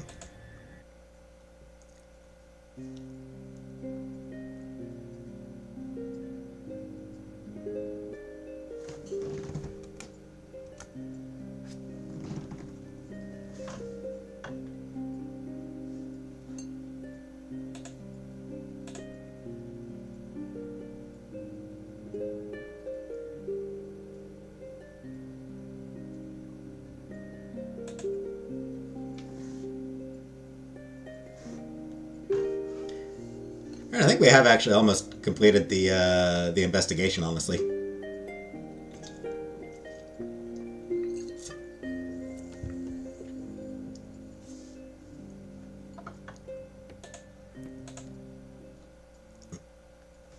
If I'm not mistaken, I think there's 3 more things for investigation.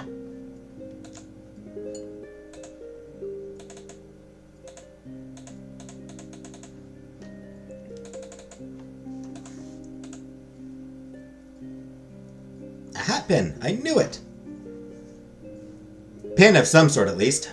Or needle. It was a needle of some sort. It's wind day. Everyone fart. Which day of the week is wind day again? Midday. That's Wednesday.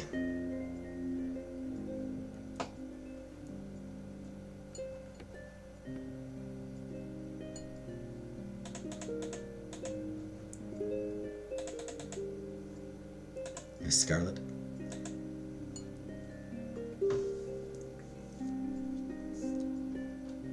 But we'll need to finish the investigation next week.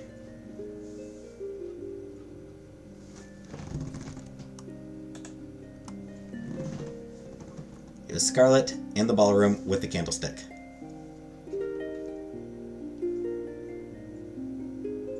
Never know.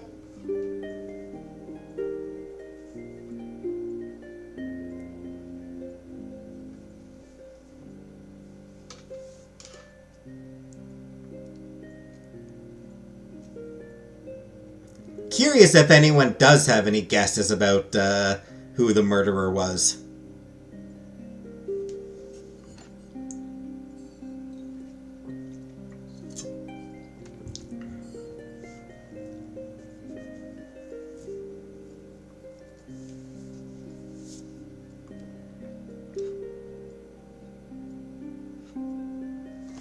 Anyways. Do you fart on lives? Sometimes, yeah. I sometimes do.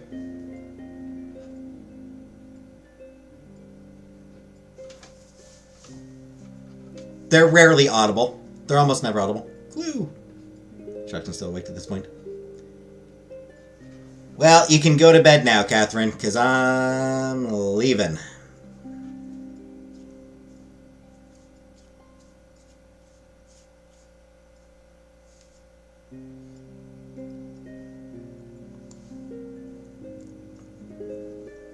So, yeah, we are well on our way to solving this case and winning the trial.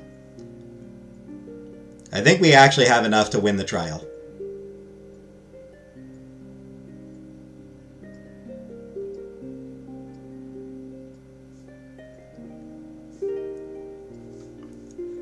So, next week probably? I think next week we will probably be able to finish things up and win the trial.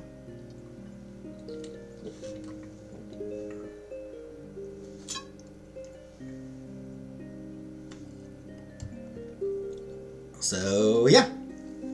So, thanks for watching. And good night, everybody.